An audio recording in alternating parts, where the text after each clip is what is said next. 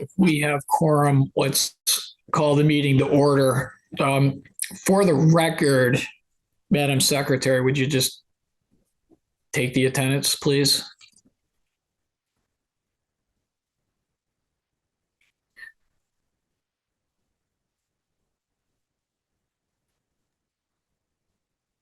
Sorry about that. We have Dave Humphreys, Tom Caldwell, Lori Connolly, Allison Gagnon, T. Lyons, JJ O'Connor, Steve Rhines, Amanda Sirio, and Judy Steele. Thank you.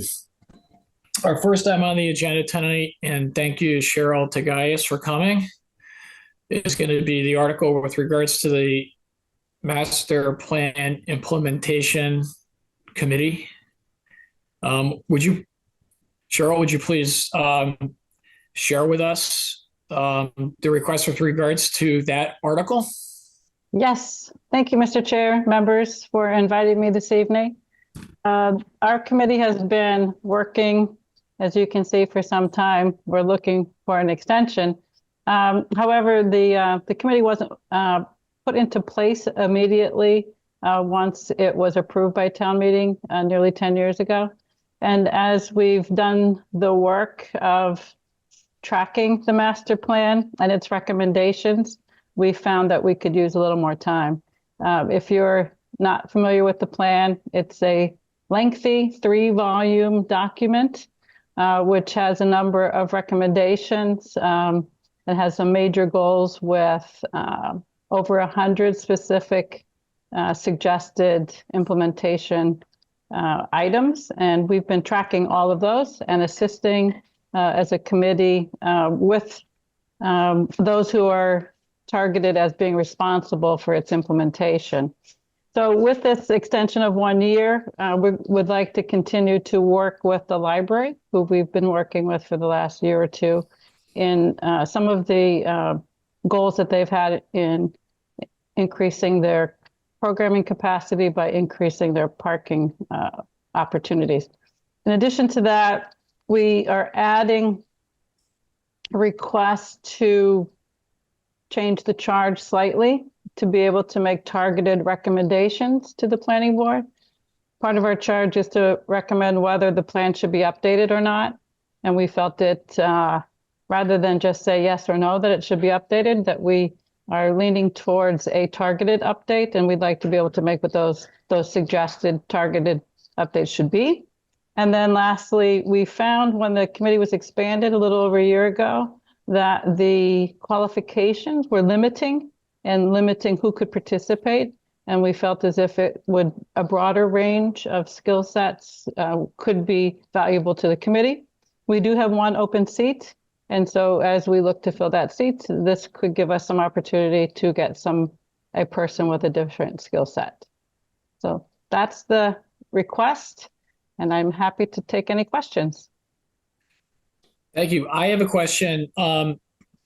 Is there a line item budget associated with the Master Plan Implementation Committee that this would, right? Is there a line item budget for the committee? There usually is, and I believe it flows through the planning department or the planning, yes, through the planning department. We have used those funds in prior years to assist with studies. So it may be that, like, for example, with the library, to engage with an engineering consultant to assess whether a crosswalk at Canton Avenue is a good idea. We have looked at traffic studies with consultants, planning efforts in Milton Village, et cetera. So those funds have been to help advance the recommendations in the plan. And I believe this year it may have started as a $30,000 request. It may have been revised to 20. And I believe that that's sufficient to do this continued work that we intend to do with the library. Thank you. Does anyone else have any questions?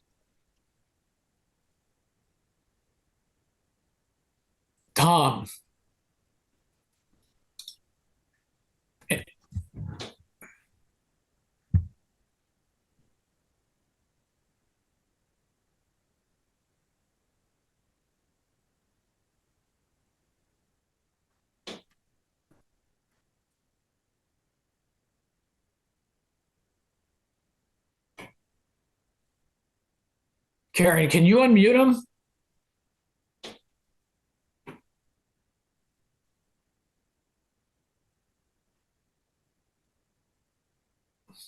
Did he raise his hand? I didn't see his hand raised.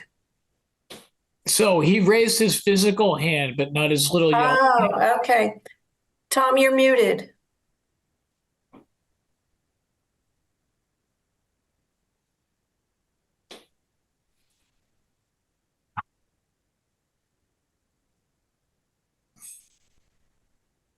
I'll ask him again.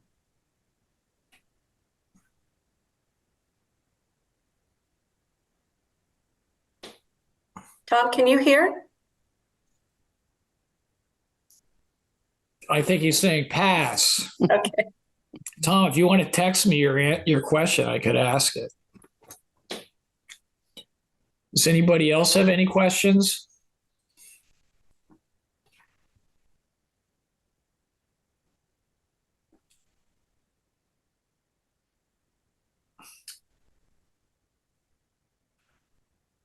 Judy's got her hand up.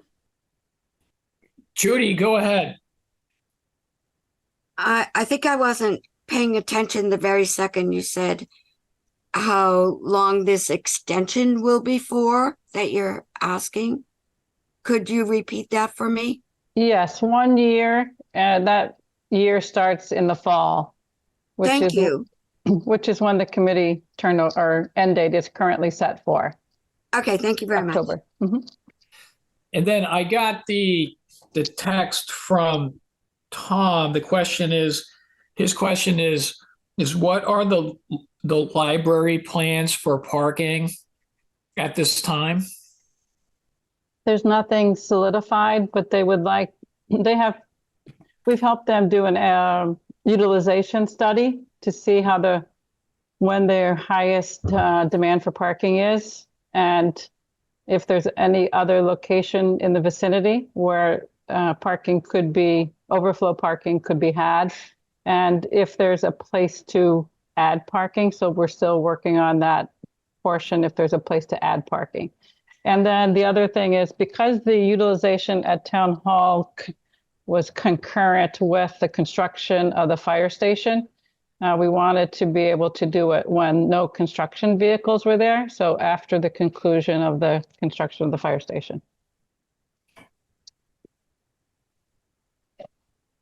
Did that answer your question? I think it does. I'm asking him back if that covers his question. The other piece is in terms of where additional parking could be. One site that was looked at was on Reedsdale, but we have wetlands flagged there, and there's a lot of wetlands and not an ample space for parking. And so the other place that we've been looking is on the other side of the Yellow House on Canton Avenue, which is uphill from the police station. Okay, thank you. Tom, whose tablet is stuck, or so he claims, has indicated that sufficiently answers his question. So Great. thank you. Based on it, Lori. Hi, Cheryl. Thanks for coming. Sure. Has anybody looked at adding a second story or an elevated level at the library that exists today for parking, similar to the hospital? We've been talking about that a little bit. The library is concerned about the disruption to the use if that were to occur, because it would put the current parking and entrance out of commission. So there has been some discussion about that, but it was deemed to be the least attractive, if you would, or less attractive maybe than other options. The crosswalk that's being added through the DPW is intended to provide a safe crossing to get from one side of Canton Ave to the other, which would be to the library. So if there is some opportunity to park at Town Hall, that the crosswalk would provide a safer way to get to the library. Their demand is two populations that they have greater concern about crossing the street, and that is young families with strollers and elderly. And that's where They get the greatest number of participants at the library during the day when they have the most demand for the parking spaces. It's also the time when the town hall parking spaces are pretty full as well. But that's something, once the fire station construction is complete, we'd like to verify. Thank you. Thank you. Judy has her hand up. Judy? Hi, Cheryl. In regards to the new crosswalk, will that have lights so that the cross signal can be triggered by individuals wishing to use that crosswalk? Yes, that's my understanding. Thank you. You're welcome.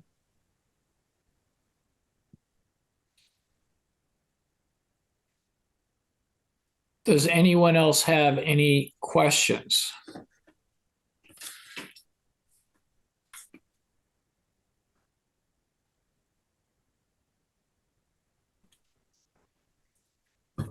Well, thank you, Cheryl, for your presentation. Thank you for coming tonight.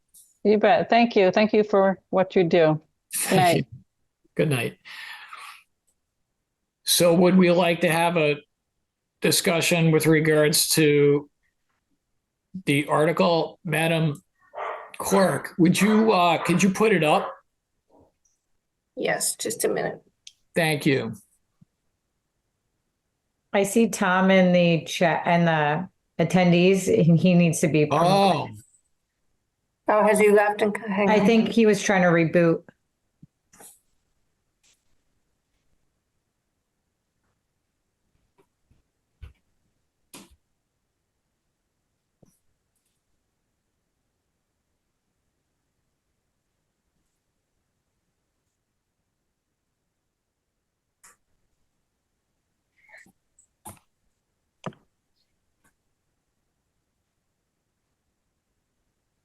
There he is.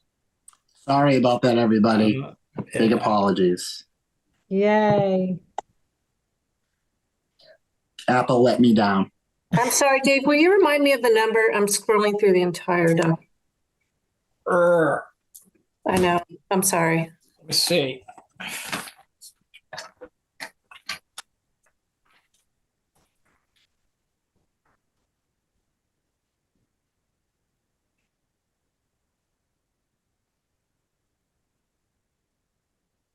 Oh, sorry.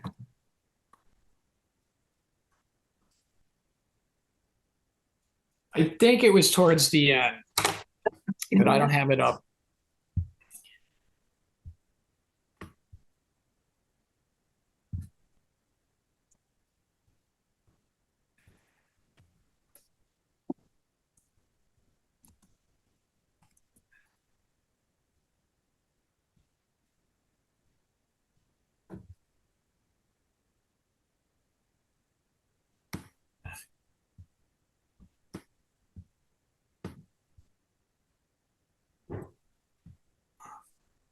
I am so sorry. It's okay.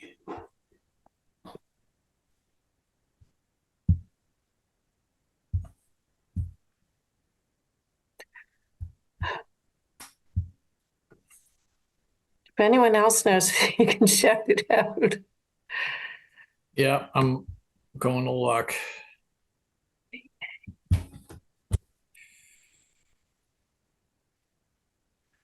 I show it as Article 41. Yeah, of course, because I'm just about there. Yep. Of course.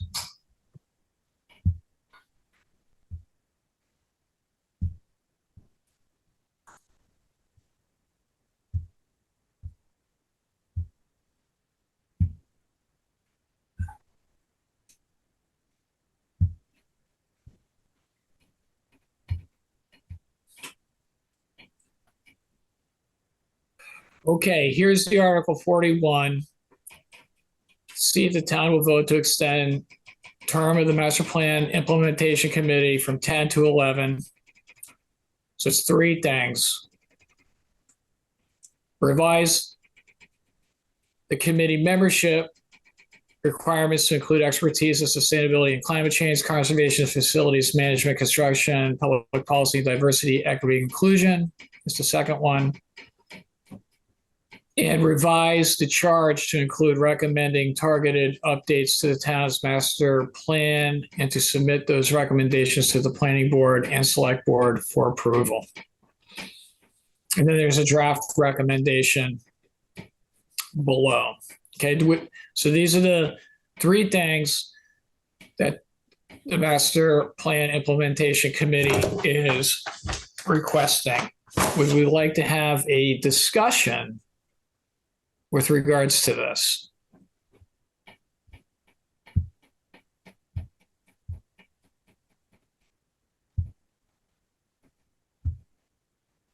And I don't see any hands up.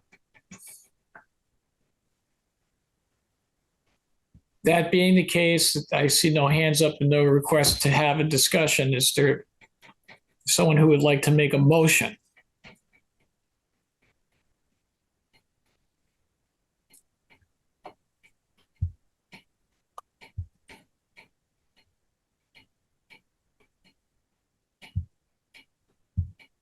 Judy's got her hand raised. Judy, I see your hand is up.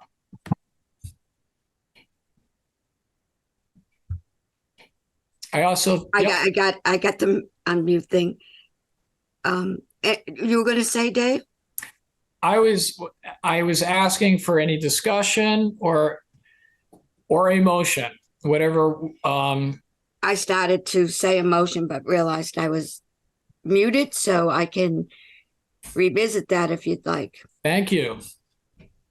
Okay, I make a motion on Article 41 to see if the town will vote to extend the term of the Master Plan Implementation Committee as we are reading it on our screens.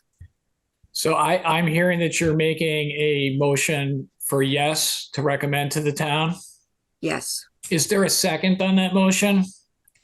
Second. Second, that was Kristen Kosiel. Thank you. Madam Clerk, would you please conduct a roll call vote? Yes, I will. And that Thank was you. Kristen seconded. Yes. Okay. Tom, Yes. Lori,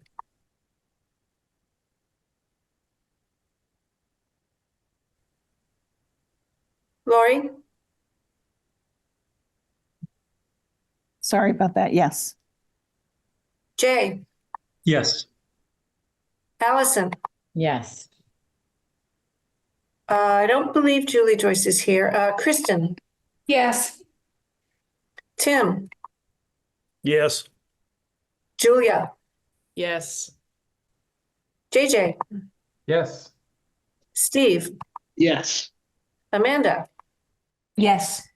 Ron, Yes. Judy, Yes. Dave. As is my practice, unless it's to break a tie vote, I'm going to abstain. Thank you. Gotcha. The motion carries. Thank you, everyone. Next. I think that the way we might want to proceed. So that was an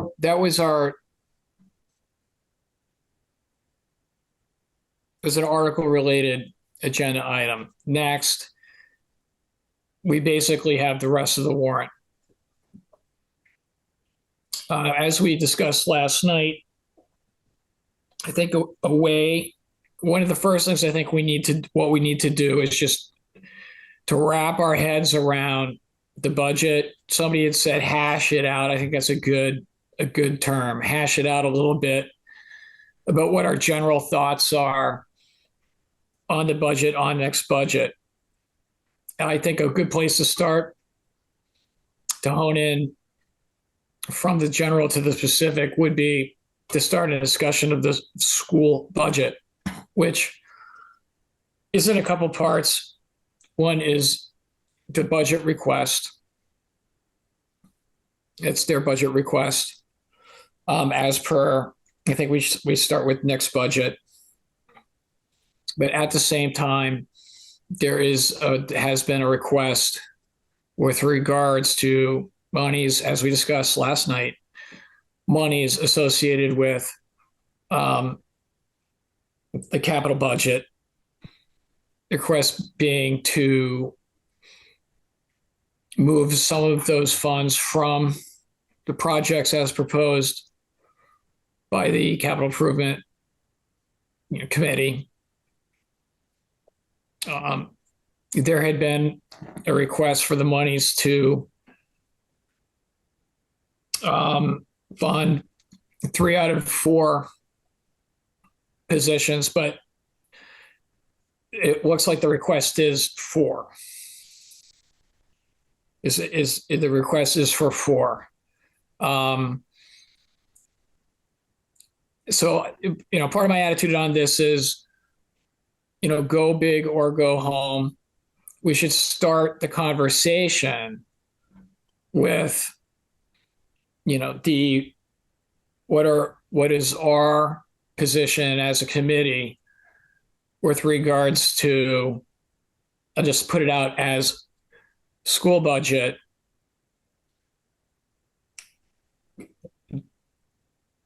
to include the possibility of, funding these positions as requested by the school committee last night. I see that Jay has his little hand up, and then I saw another one went up. We're going to go Jay first. Jay. Muted. Yeah, I have a proposal which I think will address what you just said and a little bit more, and give us something to talk about and something to think about. So, it says screen sharing is disabled. Can I share my screen, Karen? Yep. Let me figure out why that is, please. Not a problem. Allow panelists.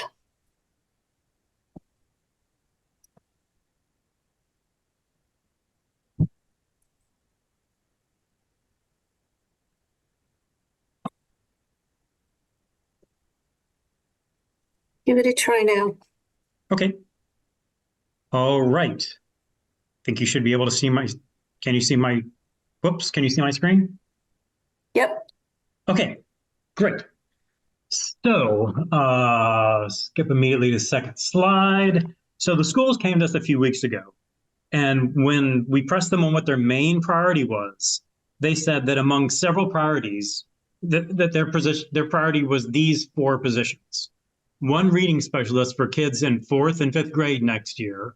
So keep in mind, these will be kids who are in kindergarten and 1st grade during the year that was not a year, 2020 to 2021.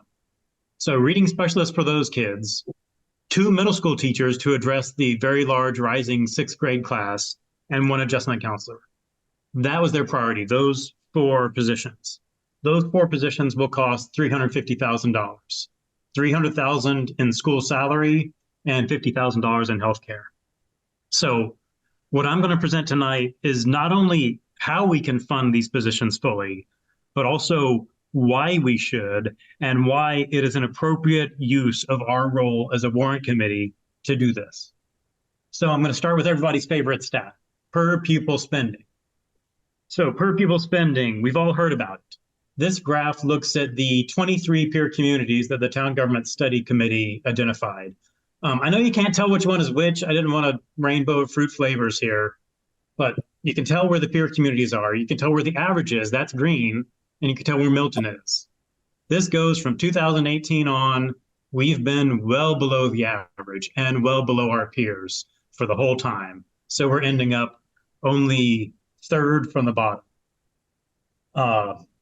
And I did look at, okay, what am I proposing tonight? And what about if we add in all the Chromebook costs to make sure that's there? Doesn't change a thing. We're still 3rd from the bottom. We spend significantly less than our peer communities. Next, we often hear about how the school cost is rising. It's putting its stress on the town budget. It's rising, it's rising, it's rising. I don't know what's appropriate unless I look at other towns. So again, looking at our peer communities, since 2018, the last time we had an override, since 2018, our school spending has gone up by 23%. All of our peers, they've gone up by an average of 29%. Some of them are off the charts. So what does this mean? Compared to our peers since 2018, we started out 5th from the bottom. We grew slower than everybody except 2, and now we're 3rd from the bottom. Now, this is not entirely bad. Being frugal is good. If you give me one thing, you should be efficient. It's amazing what the schools can accomplish with such a low budget. I have a high schooler, and I can tell you that I think her education at Milton High is second to none. I'm glad they're efficient, but at some point they need resources. Just by coincidence, today my wife was at the dentist office, and the current issue of Boston Magazine had this. Look at Milton, look at Canton, putting them side by side and comparing them. One of the things they compare is per pupil spending. Just jumping out at you. Okay, so what is the proposal? Well, a big part of the proposal is what we heard about last night, the capital budget. So the school budget, I'm thinking of it as one budget with 3 buckets. The biggest bucket is the one labeled school. Another part is the one labeled healthcare, where we pay for the benefits for the teachers. Then another part of the bucket, the third bucket is labeled capital. And what is in that capital budget for the schools? It's mostly Chromebooks. I raised this issue last year. I said, why are we calling Chromebooks capital? We buy them every year.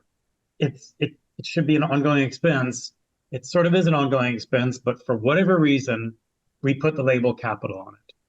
So what this request is, the schools have requested, can we take the budget that is labeled capital that's going to the schools and put it under another label? And that's really just letting the schools decide how they spend the money. It's not taking money away from anyone else. Okay, so we heard about that last night. That gets us to 245,000 out of the 350 we need. How do we get the rest of it? Well, I am the General Government Subcommittee. I was on the General Government Subcommittee last year, and I've identified 3 budgets in the General Government bailiwick that have excess funds that will give us the 105,000 that we're missing to get these 4 employees. The first one. You all know I'm a former actuary, love to talk insurance. Property and casualty insurance, what's that? It's buildings, it's cars, it's workers' comp for some reason. This insurance, if you look at from 17 to 2023, that cost went up by about 2.5% per year. Pretty modest increase. Some years it went up a lot, some years it went up not very much. On average, pretty modest. Now, last year, there was a big jump. Last year, it went up 9% because last year we added coverage. We previously didn't have collision for our cars, count on cars. Now we do. That's good. That explains a big jump. Now, what about 2025? We don't have the bill for FY 2025 yet. At this point in the year, just like last year, we have to make a guess as to what the bill will be and budget for it. And you want to be cautious with this assumption. You don't want to budget too little. But I think this number may be too cautious. We're assuming that the insurance bill is going to go up 13%. That's a lot more than the 2.5% that's gone up in recent years. So I would say, what if we have a still cautious, but slightly less cautious assumption? Now, one part, if you read the fine print at the bottom, we already know what the police and fire coverage is going to be. It's a big jump. So for everything else, I assume that all the other lines of business would go up by 6%. Why 6%? Because average in the past is 2.5%. I'm assuming it's going up double. I'm trying to be cautious. I'm trying to have enough money in this budget. So if we say everything else goes up 6%, then that's an overall increase in 7.4%. It is $60,000 less than what's in the budget now. Still should be enough to pay the bill. So that's part of it. I said there's 3 budgets. Let's go to the next one. Veterans benefits. I mentioned this a couple weeks ago. I do want to be clear. So what do? We have state mandated benefits, and we pay the benefits to the veterans that live in town. I want to be absolutely clear. We will pay these benefits to the veterans no matter what. The question is not if we will pay the benefits. The question is how much we'll budget for them. If you look at the graph to the right, you can see that over the past decade, we have consistently budgeted tens of thousands of dollars more in veterans benefits than we've actually paid. You can see twice in recent years, we reduced that budget by quite a bit because we said, I don't know, I wasn't there, but I assume we said, we're budgeting a lot more than we're paying. Let's bring the budget in line with what we're actually paying. I think we should do this again. Now, it's good to have a cushion. We should have a cushion. If even one more veteran moves to town, you want to have it in your budget to pay those veterans benefits without having to go outside of the budget. But the cushion should only be so large. The excess large cushion doesn't do anybody any good. It just sits around doing nothing and then goes to free cash the next year. So I talked to the veterans agent. I had a call with him. He said on the phone, so the budget is $100,000 right now. He said on the phone, he was fine with lowering his budget to $75,000. Think about that for a second. When's the last time you heard somebody say, I'm fine with lowering my budget? He said that. I wanted to get it in writing. I emailed him. He wrote it back in. And I actually thought it could be lower. Thought it could be like 60, thought it could be 50. No, he said 75. He wrote me back in an email, said in writing, he's fine with dropping it to 75. I will say that the next day, he wrote me again and said, I talked to the town administrator. We think we should keep it at 100. So, okay, he talked to the town administrator. Town administrator said, stick with my budget. That's fine. I still think what he said initially, 75,000, is tens of thousands of dollars more than we're going to be spending this year. We'll comfortably, cover one or two more veterans who move in.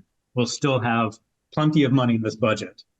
But if we reduce the budget to 75, then that frees up $25,000 in ongoing funds. The third one is sort of similar. It is unemployment benefits. Over the past 9 years, so this is unpredictable. This depends on how many people we have leave employment, possibly not by choice, and take unemployment benefits. Between 2015 and 2022, we budgeted $100,000 every year. The benefits were always much less. So what do we do in 2023? Reduce the budget to $80,000. And wouldn't you know it, oops, that year we had a large claims. It happens. This is an unpredictable number. Sometimes that happens. But that doesn't mean 80,000 was unreasonable. Now, the initial budget that we got from the town administrator in February, a couple months ago, that was assuming layoffs. That budget assumed we'd be laying off people, and that raised this up to $100,000 again. If we're assuming we want to lay people off, it's prudent to raise this. But now we've got things under control. We're not laying anybody off. So the $80,000 that we had for the past 2 years is reasonable. If we go back to the $80,000, this frees up $20,000 in ongoing funds. So let's just put the map together. Nothing new here. It shows you capital budget, the three budgets I discussed, gets you $350,000, which is what we need for these 4 teachers.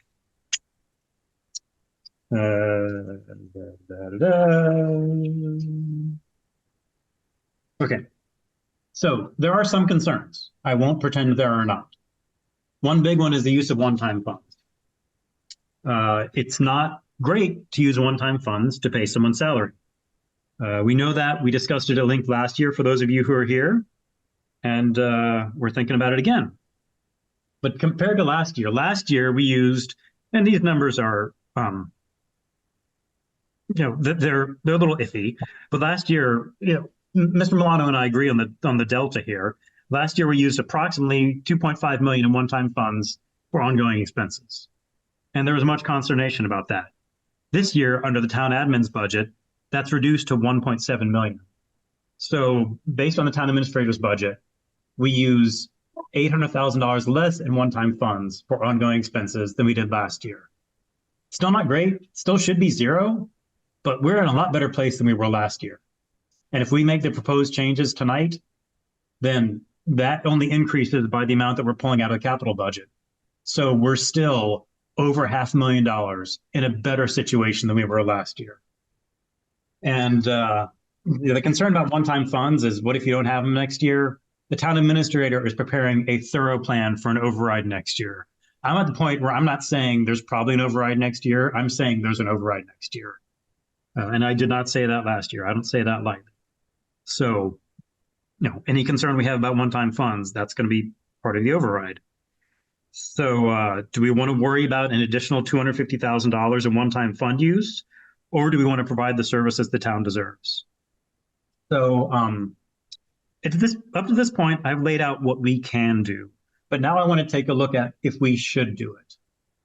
So this is a very busy slide, and all of you, I believe, got emailed my slides from last night. They were, that said in 9 slides, but I tried to cram into 1 slide here. But this lays out our role in the process. So the town administrator is the executive. The town administrator is like the president.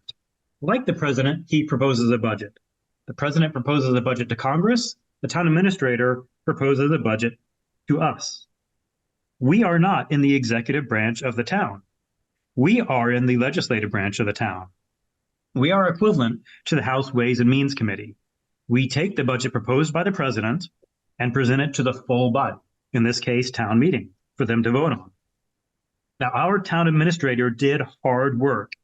He did a lot. He put the proposed budget together, and I thank him for that. But we still have a role in this process. Draw your attention to the top of the screen. The budget that is presented at town meeting is not Mr. Milano's budget. The budget that is presented at town meeting is not the select board's budget. The budget that is presented at town meeting is the warrant committee's budget. That is not my opinion. That is per Mass General Law, Department of Revenue, town bylaws. I went into excruciating detail in the slides that I sent you last night. Feel free to have fun with those. Point is, we have a role to play in this process, and we need to say that we are behind the budget that is sent to town meeting. We can't point to Mr. Milano. We can't point to the select board. It's our budget. So, and I have heard people say reasonably say within our meeting that they wish things had been different. People said they wish the town had started preparing for an override 10 months ago. People said they wish the school committee had come up with a solution a month ago. All these things may be valid, but no matter what anyone else did or didn't do, we are here now. And I would rather light a candle than curse the darkness. This is our time. Now, over the past year and a half, I have wondered about the warrant committee's role. I've wondered when the warrant committee should change the town administrator's budget. I've asked a lot of people. I've asked a lot of people who have a lot of experience in Milton town government, and I have gotten a lot of useless responses. No help at all. But I think I'm getting somewhere. Let's look at 2 extreme examples. One extreme example is we make a change to the town administrator's budget only when the town administrator agrees with the changes. I'm going to say no to this for 2 reasons. One is it's his proposed budget. If he wanted the change, he would have made it. If he's making the budget, presumably he doesn't want it to be changed. If we only change it when he wants it to be changed, we're not really doing anything. But there's another reason, and that's that we are a politically independent body. We don't work day to day with department heads. We don't report to the select board. We aren't in danger of getting fired. We can make some hard decisions that he can't make. I don't know if Mr. Milano wants to go tell other department heads that he's giving more money to the schools and not to them. I don't think he does. He's their boss. He has to have their loyalty. That's not a good position for him to be in. So in some cases, we can make the hard choice that he cannot make. I think that's a benefit. The other extreme is, do we make changes to the budget whenever we feel like it? I don't think I have to go too much into this. That would be ridiculous if we just have our feelings and say, I want to change this number to this number. That's not okay. So I have an answer that I think I'm happy with, and I'll propose to you. I think we can and should make a change when we can defend that change to town meeting. I am imagining a situation where we're standing on the floor of town meeting in front of everybody and we're presenting our budget change. And I'm imagining the town administrator and the select board standing on the other side of the aisle, and they are arguing against their change. And if we can stand up in front of 280 members of town meeting, and if we can defend our change as right with facts, not just with opinions, with facts, if we can defend our change to town meeting against opposition from the town administrator, then I think it's an appropriate change to make. I think that's the standard I'd like to use, or at least propose. So now, okay, here's the question. Can we defend this change that I've proposed? Everything I have proposed is straightforward. We can easily explain it to any town meeting member. There is nothing complex. You all heard me last week. That health insurance thing, that was complex. I don't know if we could defend that. That was complicated. This is simple. What are we doing? We're telling the school administration that the budget, the money allocated to them, they can spend it as they see fit. They don't want to spend it on Chromebooks. They do want to spend it on teachers. We're giving them the ability to do that. And what else are we doing? We're reducing an unnecessary cushion in several budgets that's going to go unused while maintaining their conservatism still. Nothing we are doing takes away from any other budget. Nothing we are proposing, nothing I am proposing, I don't think is unreasonable. And now I come back to the budget that we present to town meeting is our budget. Someone last night asked, what precedent are we setting if we move things from one spot to another? And I think I can answer that question. I think the precedent we're setting is that the Warrant Committee has value. We have value, we contribute something, we have a role in this process. That's what I think we're saying loud and clear if we do this. I would say this is a very modest proposal. I don't see the downside. It has a big upside. If we don't make this, if we're unwilling to change a budget under these circumstances, then I question what kind of finance committee we are. It's an open question. A philosophical question. But I think this is a modest change with a big upside, where we are showing our benefit to the town. So where are we now? This is in our lap. Maybe we wish it belonged to someone else, but it's not. This is our question. We have two choices tonight. We can hire a sorely needed counselor, hire 2 Pierce teachers for 6th grade that's bursting at the seams, and we can hire a reading specialist for kids who missed kindergarten and 1st grade. Or we can not. Those are our 2 choices. I thank you, Mr. Chair, for giving me the time. Thank you, Jay. So right now, I think I'd like to open up the floor to questions for Jay. There was a lot going on here. So if people have questions for him, but the thought process about the numbers, reminding everyone that we are all volunteers, that we all are doing our best, that Jay has worked hard on this, and it's very, very thoughtful, and that we should be respectful and collegial in our conversation. So, does anybody have any questions for Jay?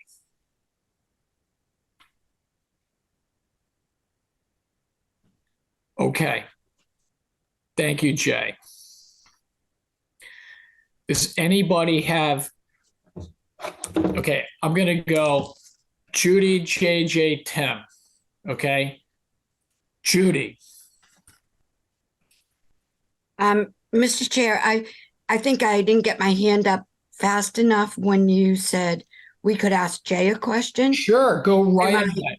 Thank you, Judy. Still able to do that? Yes. Jay, but a very detailed presentation you had. Just a quick thought was in my head while you were roaming around the entire budget to find places for adjustments. And I may be misdirecting this to you, and it should go to someone from the school committee. Are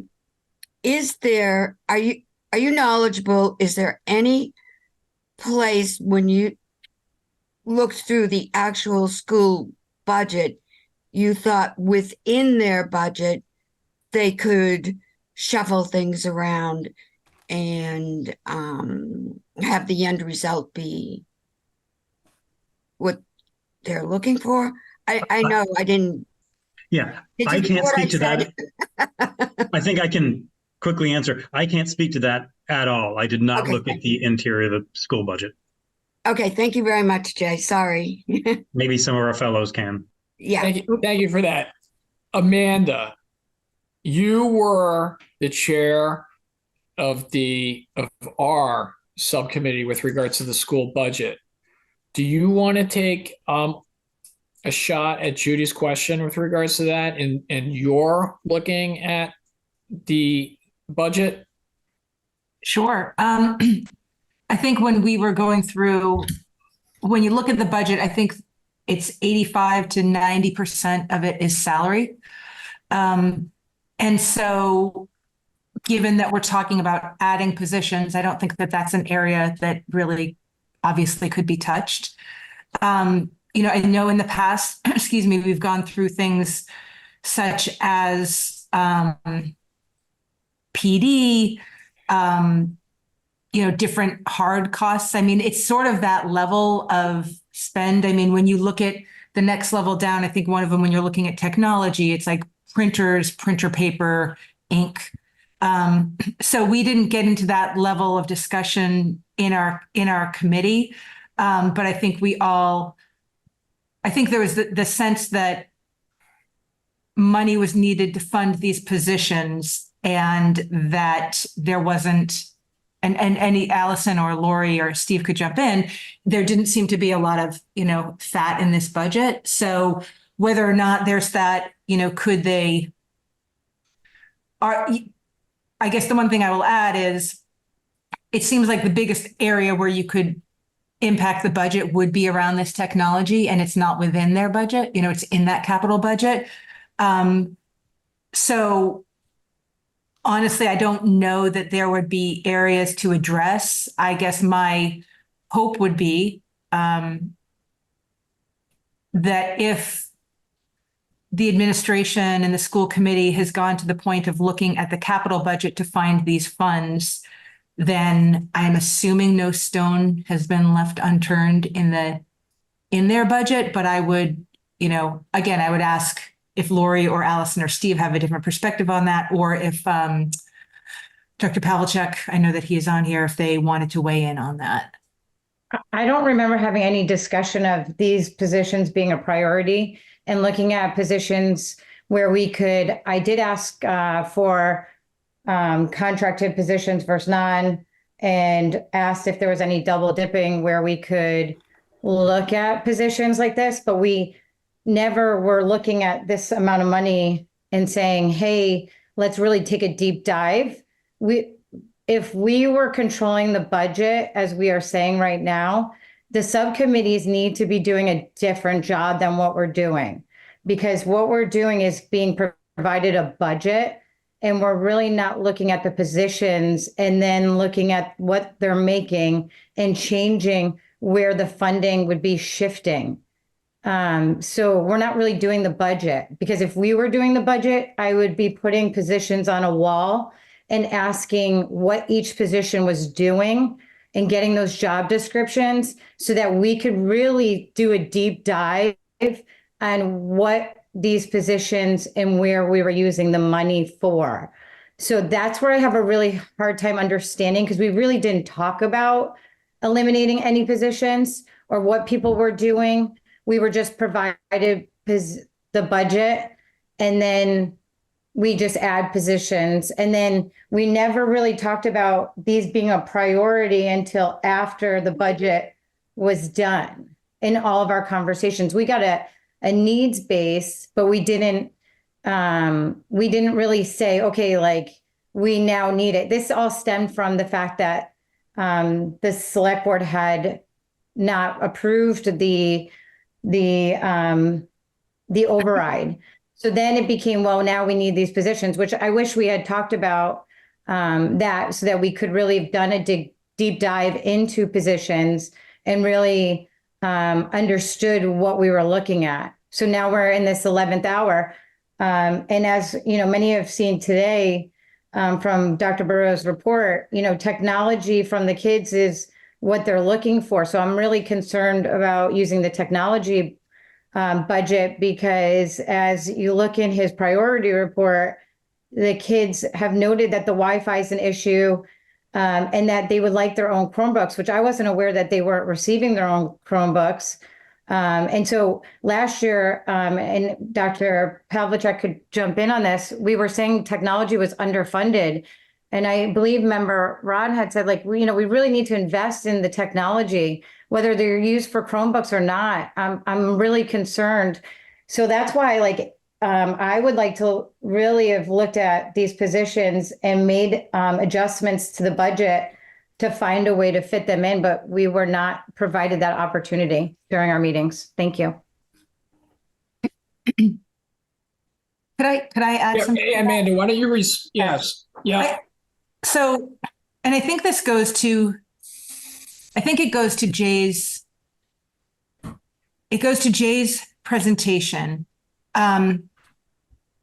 And I guess some questions. So when we look at this, when we look at all of the budgets, right, we are getting the input from department heads across town. So if Chase comes and he talks about the need for certain staff or certain people or certain equipment, he has the insight into his team and into those needs, because that's his job, right? So my concern is the level of knowledge and understanding that we would need to weigh in on positions it's not, when I'm saying it's not our role, we're each coming with a different perspective. So, one of the positions that keeps rising to the top is a reading specialist. It's absolutely necessary, yes. But if I'm a parent of a incoming 6th grader who doesn't necessarily see that need, I might say, no, it's the 6th grader. Or if I'm a parent of a high schooler who can't get one of those elective classes, I would say, well, no, my priority is this. So my understanding is the way that this is done is from the people who are in the administration, who are the superintendent, who has this priority report, working with the school committee and working with people to then say, based on all of the data that we have, the information that we're getting through the year, this is how we are determining what our staffing level needs be. So I think where that becomes difficult is the expertise that we would be bringing in to say that we disagree with that. So I think to a degree, we are getting budgets given to us from different departments, I think, and they are prioritizing positions based on their knowledge and their data. And I think that we need to take that. We can ask questions around, to your point, are there areas that we could dig a little deeper? Are there positions that could be combined? I mean, I know that we had asked about administration and saying, they're very lean administratively. So I think in that regard, I think I personally, that's the only way I can talk about it, would have a very difficult time saying, if you put all of these positions on the board, no, you actually need an X teacher in this area than this, because what is my opinion based on? So are there areas that we could look at as far, and ask as far as hard costs, administrative, not. Then I guess this goes against what Jason saying we're doing then. Well, I'm just confused then. I didn't say that all I'm saying, I'm putting this position forward is saying that I agree that there is I think that you can take the budget here's my perspective. I feel like we can look at the budget that's been given to us and say, could we look at, I guess I'm just having a very hard time saying that based on all we're bringing is our perspective and our experience and weighing in on positions that I don't think anybody on this committee necessarily has the experience or background to say, because it would be a very subjective opinion, because what I deem important might be different, right? It's that thing, you fund what you value. I may value something entirely different. So that's where the difficulty comes in. I think we are given a number. We know what we have to look at from a budget perspective. And then within that, there's needs, and they're coming to us with these needs. And it was like when Dr. Burrows was in the other day, we said, can you prioritize these? And it was difficult for him. And he's like, well, I want all of them because I'm putting them in the needs, so they are a priority. But if you're asking me to winnow it down, then I will.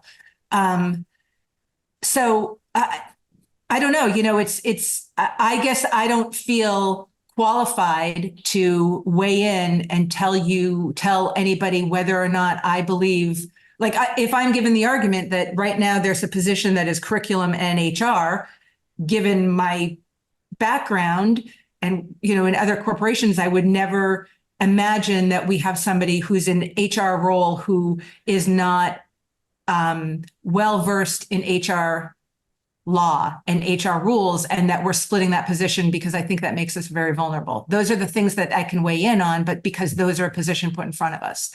So to go through an entire school budget and staffing and to say that I don't believe we need an X teacher or Y, I don't know that level of detail is where I'm comfortable weighing in. Okay, thank you. JJ. Thanks. I think, I think people have basically talked about this, and I was going to say it, but everyone's kind of said it, but I'll just say it shortly. It's kind of opening up a Pandora's box in my mind. Last year, people proposed cutting school positions, and I was of the firm opinion that we should trust the people who made the budget, that they are the ones in the ground doing it, and we should trust their expertise. And here, Jay, everyone would love to see positions added, but if you open it up, then people are like, well, let's see that, and let's do that, and let's do that. And I don't know where it ends. So I don't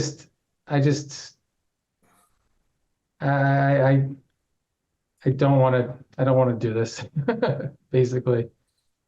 So thanks. Thank you, JJ. They say that brevity is the art of wit. Julia. To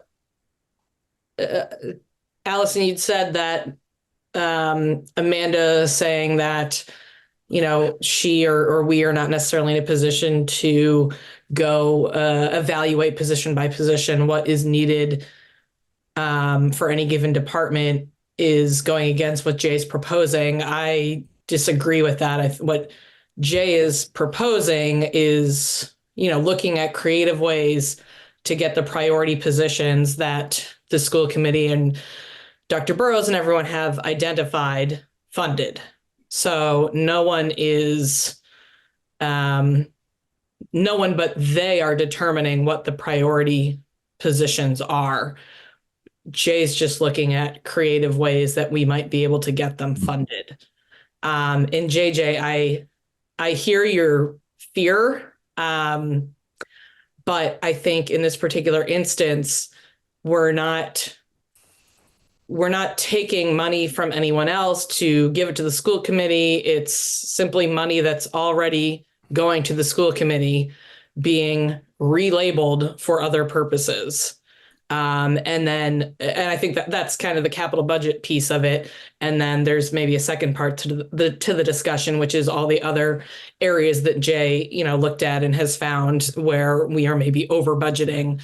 So I think those are maybe two different discussions, but I think obviously it would be getting very messy if we were taking from one department to give to another, but that's not what we're looking at here. So as I said last night, I certainly don't want to let perfect be the enemy of good here. I know that it's not ideal and it's messy, but we're a small town with major budgetary issues. And I think this situation calls for getting creative. As Jay said, these are kids who missed a full year during a critical part in their schooling.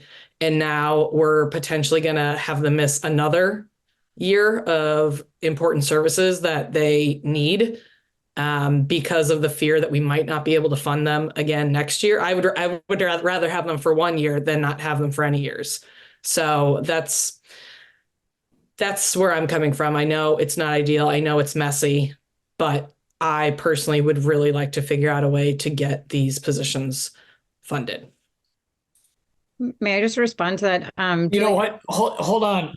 If please, Allison, you'll be. I just want you mentioned my name, so that's all. I will. Thank but you. I saw that Amy Dexter is on, and Amy Dexter sort of has a unique perspective, if you will. So I saw that. No problem. Thank you.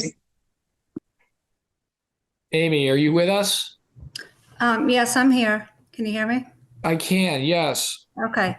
So I just wanted to, if I could, just make a comment regarding Mr. Funling's proposed cuts to the town department. Please. Because those would be cuts. Okay. So can you please describe for us your characterization of them as thoroughly cuts? vetted alternates. So his suggestion was to reduce general insurance by $6,000.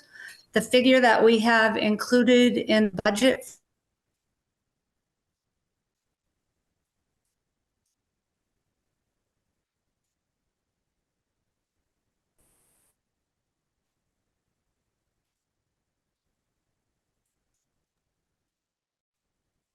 Amy, you're in and you're out, meaning that we currently cannot hear you. Can you hear me? Sorry. Yes, now, yes. Can you hear me now? Yes. All right, sorry, I have a spotty Wi-Fi.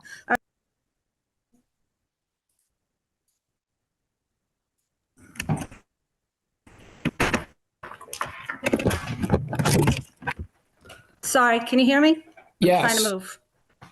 Okay, so the $60,000 suggested cut to the general insurance budget. The budgeted figure that we put forward was with great consultation from our insurance advisors from Maya. And he is the one that recommended the increase of the 13%. So we don't agree with that cut. Unemployment, his suggestion is to reduce that by 20,000. We are already approximately 20,000 over the $100,000 budget in FY24, and the year's not done. We need the full 100. And the veterans budget, we don't agree with that either. At any time, new vets could come in and need, and that gives us the money we need. And if you also look at that budget, his general expenditures are about $2,000 to $4,000 a year. So he sometimes uses some of this money to do other initiatives other than just cash benefits to the veterans in town. So we don't agree with any of those proposed reductions. And they are cuts to the town side. And there's a lot of needs on the town side that are going unmet. So that's all I had to say. Thank you, Amy. Amy, your second point, could you give a little bit more detail on that? is you had said that something about at least 100,000 that wasn't being met. Can you please give more of a detailed explanation of what your second point was, please? Was that the unemployment budget? Yes. Okay, so I believe the unemployment budget is appropriated at $100,000, sorry, for fiscal 24. We're already at 120,000 expenditure for 24, and we have 3 more months left. So to cut that by $20,000, when we already know 24 significantly, it's just not advisable. Okay.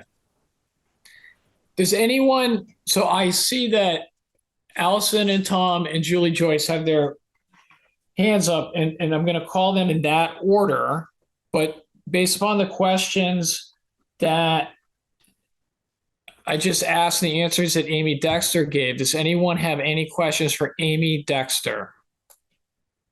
Kristen, was that a question for Amy Dexter or to go into the No, sorry. No. Okay. Thank you. Okay, Allison. I'm good. I appreciate, Amy, your feedback, because I think that clears up a lot of information in regards to kind of this discussion, because if we are going to leave it to these people who do the budgeting, and we're going to say then that they present us with the budget, and then I think that helps us understand if the town administrator and finance was behind that as well. So thank you very much. I'll let somebody else go and then come back. Thanks. Thank you. Tom.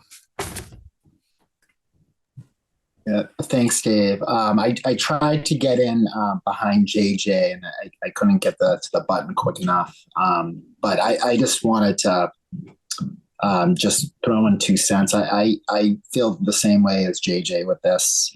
I think in the time I've spent looking at the budget and speaking with others, especially concerning the schools, I understand the needs. I appreciate the work done by other members of the committee here.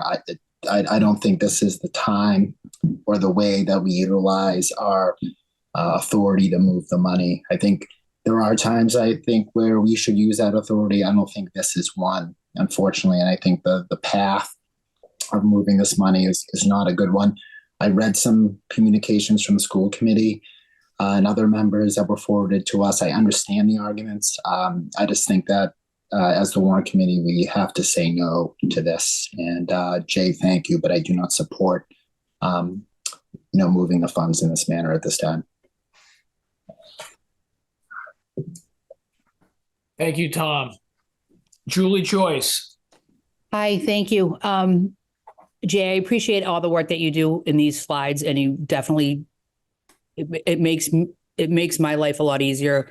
You definitely, you make it easier to grasp some of this information. But I have to say, at no point in time would I ever be okay with taking money away from veterans for any reason at any point. I have a brother with a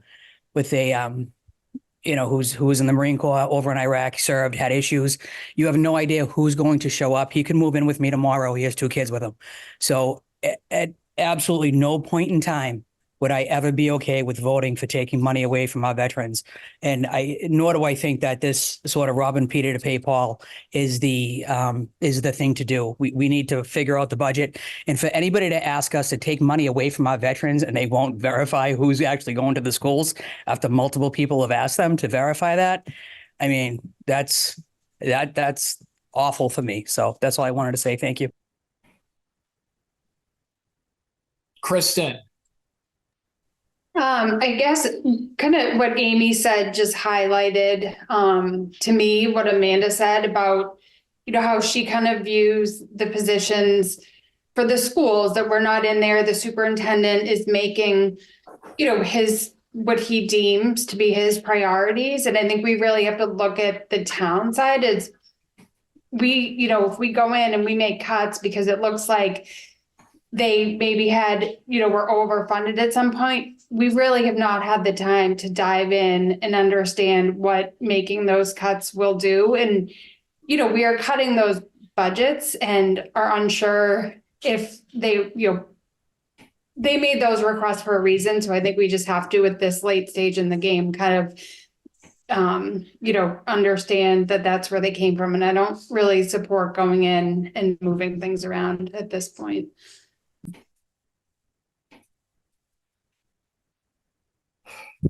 Thank you. I don't see any other hands.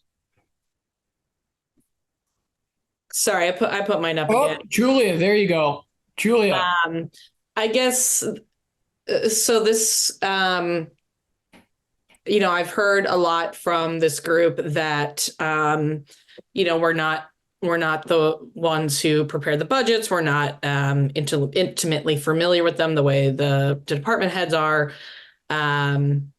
So I hear all of that. I get all of that. So it's kind of back to the question that Jay was proposing in his presentation. So what are we here to do? If we're just going to rubber stamp every budget that comes across our desks, why do we put in all of this time and effort? Like what are we looking for? What would we have to see that would make us do something? Because so far it seems like there's nothing we could see in a department head's budget that we would disagree with or question with or decide that we have the authority to do something about. And I get that. So then my question is, why as a warrant committee do we even bother with budgets? Like we're all volunteers. This is a ton of time. Why are we doing this if we are not ever going to decide that we would ever see something that we would be like, nope, we're gonna do something different than what's been presented to us? Thank you. We're going to go JJ, Kristen, then Judy. JJ? I guess my feeling is Jay is excellent at this, and he asks all these hard questions, and he identified areas, but then Amy Dexter is very eloquent when she says, we don't agree with Jay, right? And that's what the back and forth of this is supposed to be. It's supposed to be, we're asking hard questions and they're pushing back, and that's, I think what Jay is doing right now is exactly what should be done. I just don't think that we should open this up because I think that the people, I don't know, maybe I'm too trusting. Last year I was trusting on the other side. I was like, do not cut school positions. Trust these people. Now I'm saying, hey, these people need money for insurance and veterans. And Amy Dexter makes an eloquent case for it. Totally agree. So why, if we know that the person is always going to be able to come back and make an eloquent case, and we're always going to have to defer to them because they will always be more knowledgeable than us. So why do we bother in the first place? I don't think we have to defer to them. I mean, we have the power to, like Jay is saying, but Jay has not convinced me, But I don't think this group is convincible based on the fact that we will always defer to the people who are in it on the day to day and who, we're going to trust them, right? We're going to trust them because they know better than us. I mean, I don't know, trust but verify. We're going to ask. But look, Amy Dexter, I don't know, when Jay said he has a graph and it goes up 13% insurance. But then Amy Dexter comes in and says, yeah, we need that. We have an insurance expert who came in and said we need 13%. Like, I don't know. I don't know what to say here, except I guess I kind of believe like Jay is digging in, right? But there's an insurance expert out there who thinks 13% is the right number. I don't know. I tend to go with the insurance expert, but so I don't know. Like if there was if there was a pile of money out there that we could find and we could find some fraud or I don't know, but when the explanation is when there's a graph and it looks high, but then when someone comes in and says insurance expert, I'm probably going to go with the insurance expert. And yeah, I don't know. I'm just not convinced, but so I can be convinced, but this isn't convincing. Anyways, that's my thought. Thank you. I do see Amy Dexter. So, Amy, do you have something to add to that, please? Yeah, just two comments. I don't believe Mr. discussed any of these proposed cuts with Mr. Milano or myself. Perhaps we could have come to an agreement then. And then in the past, some of you who have been on this committee in the past, myself and prior time administrators have always been forthcoming when we've identified a budget that our original estimates were too high. There have been many occasions where we've come in and openly said we can reduce this budget and reallocate it to another department. And if that was the case, right now, we would absolutely do that. We support the schools 100%. We understand the needs. We're just not supportive of cutting town budgets we feel need the money to get this done. We have to find a different way. That's it. Thank you. Thank you for that. And then the lineup is Kristen, Judy, Amanda, Jay, then Tim. Kristen. I think this speaks to what some of the prior members have said of if we had a bucket of money. I think unfortunately we were given, a level. I thought we'd have an override this year. So I did think that we'd have a bucket of money to kind of give the schools really what they've needed for years. And I think it's unfortunate. I just thought we would have had an override this year, and it's just hard to justify making cuts when kind of everyone has had to go, cuts to certain budgets when everyone's had to go without what they want this year. Thank you, Kristen. Judy. Thank you. I just want, if I can address Julia's comment, what are we doing here? I feel we do a lot. We ask a lot of questions. Do you really need 1,000 pencils to get you through the year? We dig hard a lot asking questions. I don't really know how to make a procurement-based budget for any one of our departments.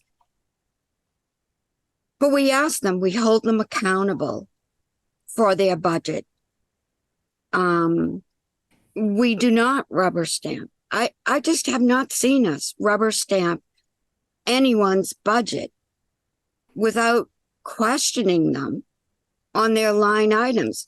And then we go out individually to sort of have a more in-depth understanding of their budget.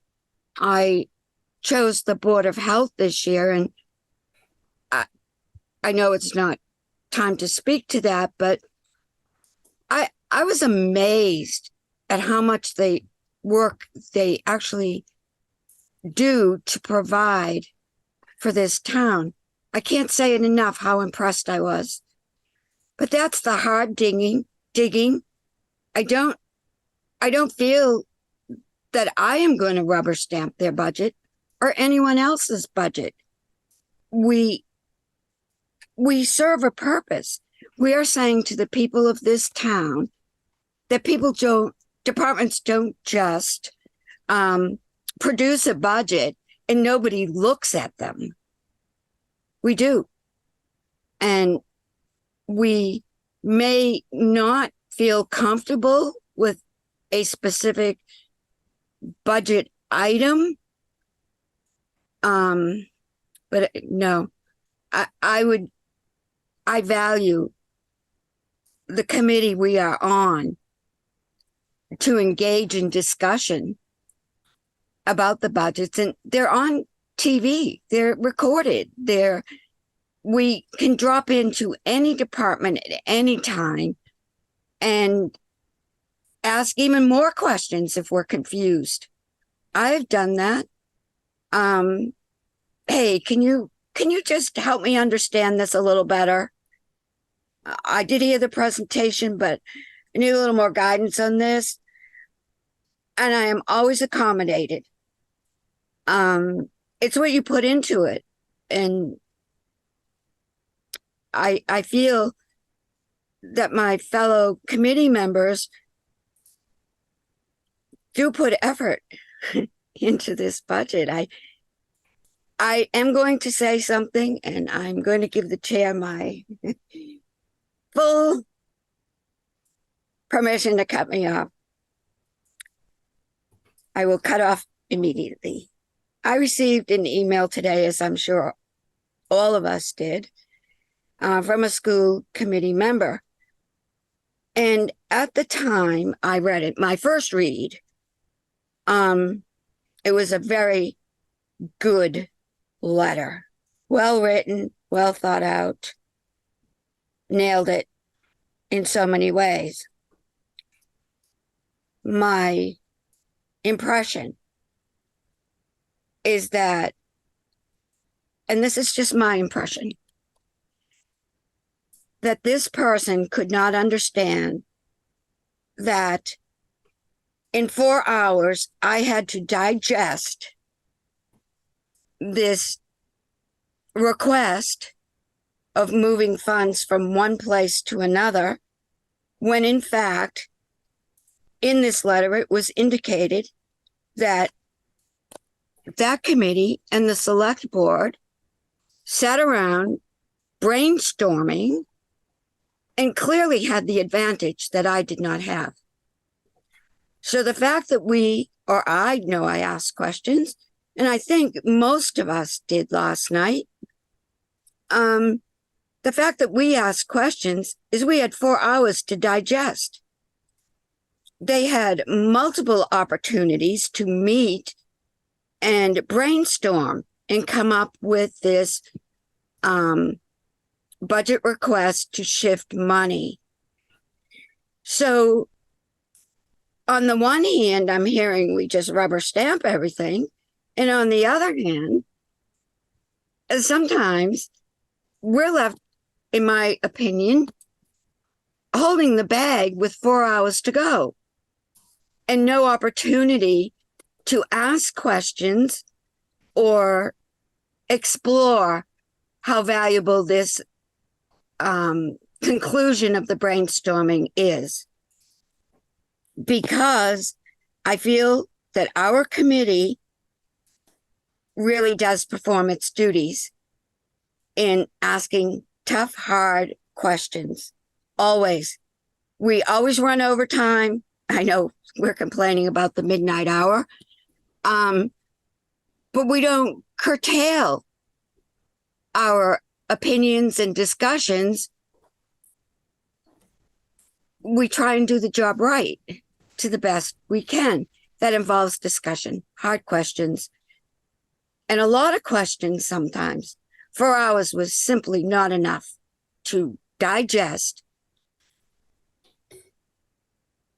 what was implied in that letter. We should have known what to do right away. Well, that's just not what we do. And that's all I'm going to say about that. But that is in response to, what are we here for? We're here to make sure that the finances of our town are solid. Nobody's out buying a new Mercedes-Benz with our tax dollars. Their requests are justified and defendable. I don't know. I'm not going to say anymore, but thank you, Mr. Chair. Thank you, Judy. We're going to go Amanda. Jay, you took your hand down? Hands back up. Okay, it's Amanda, Jay, Tim, Ron. Amanda. Thanks. I have to be honest that I'm struggling with this. I don't think I've made any, I don't think it's anybody's surprise that I fully support the schools. I fully believe in these needs. I fully believe that these are positions that need to be funded. I have concerns. I think they're all important. The two areas where I see concerns are with the reading specialist and with the adjustment counselor. In my work, not working with Milton schools, but I see the impact of COVID across with kids with mental health issues and with reading issues that have continued. They continue today. The number of mental health cases that I see come along, it's exponential compared to where it was even 2 years ago. Reading loss at this age and not addressing those issues is a huge concern because it only becomes exponentially worse. And so that's the part of my brain that says we absolutely need to fund these positions. Where I struggle is it's not necessarily the precedent of taking the money. I think one thing that struck me that Nick said yesterday was in looking at these capital expenditures, departments were asked to prioritize. And if this hadn't been a priority, then that money would have gone to another department. I understand Jay's argument and arguments that I've seen, which is essentially we are just taking money that was already allocated to the school and reallocating it. So I completely understand that argument. Where I'm getting stuck is we all fully believed that we would have an override this year. And I think that was in the back of our minds for some of us in funding positions or continuing fund positions that had originally been funded by ARPA funds. So, right. So we're now, those are ongoing positions that need to be funded. And I haven't come to a conclusion yet. Honestly, I'm weighing these things out as I hear arguments. What I worry about is funding positions that what happens if we don't have an override next year? So, I think we are all fully, I am 100% behind one. I truly, truly wish we had one this year. I think the town needed it. I think the schools need it. But I just think that shows the unpredictability. And I just am concerned about more funding for ongoing positions if we don't, if without the guarantee of an override. It doesn't, I'm not saying that I am one way or the other yet, but these are the two things I'm weighing out, right? There are huge, huge needs for kids that just are continuing and need to be funded. But then to somebody's point earlier, our job has a lot to do with fiscal responsibility for the town as well. And when I put that hat on, I get worried about that piece of it. So I'm just putting it out there where the things I'm grappling with. Thanks. Thank you, Amanda. Jay. Yeah, thank you. I just want to respond to mostly what I heard from Ms. Dexter. I guess it brings me back to what I said earlier about, the town administrator is the executive branch and we are the legislative branch. And to a certain extent, we are at odds. We're checking and balancing each other. And if the town administrator proposes a budget and we propose something different, he's always going to disagree. By definition, he's going to disagree if we change his budget, because otherwise he would have submitted that budget. Ms. Dexter reports to reports to the town administrator. Okay, that's fine. It seems like, what I heard was that the same thing I said, which is they want to have a cushion in this budget. They want to have an extra amount in this budget just in case there's some very unlikely thing happens. They've always got enough there. Well, yeah, they always want to have enough there and all those budgets, including the general insurance budget. We don't have an actual bill for next year. We just have a broker who wanted to make sure that we have enough money in the budget to pay the bill. Because what's he going to say? Is he going to say, make the budget really low? And then we turn around and say, oops, sorry, we don't have money this year to pay your bill. No, he doesn't want that. So everybody, what I'm hearing on the executive side wants a cushion. They want a cushion in the general insurance budget, the unemployment budget. I think I made very clear that there's nobody cutting any veterans benefits. I don't know if that was a sincere comment or not. There are no veterans benefits being cut at all. Everybody just wants an extra cushion. And I saw that last year when I was on the general insurance committee. Last year, there wasn't a cost. Okay, the veterans budget is 4 times what it should be. Fine, it's gonna sit there. It's gonna go to free cash. No harm, no foul. Well, here, these 3 budgets have an extra cushion, and the consequence of that is we're not hiring a teacher. So, yes, I'm sure the people running these budgets at town hall would love for the budget to have a cushion that they don't ever have to worry that anything's going to go over. What's the consequence of that? What's the price of that? The price of that is not hiring a teacher. So I was okay with it last year. I'm not okay with it this year. And, it's, just back to sort of the philosophical question of what is our role? 7 years ago, before we had a town administrator, the warrant committee wrote the budget from scratch. They did it all.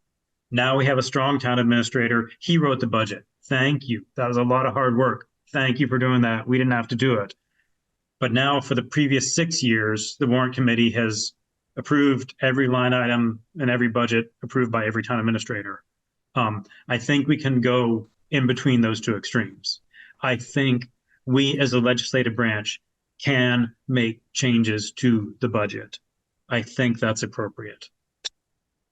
So, and if not, I agree with the people that say, if not, what are we doing here? Why are we here if what we're going to do is say yes to every line item of the town administrator's budget? Yeah, I'm with the people that are questioning, why are we here in that case? Thank you.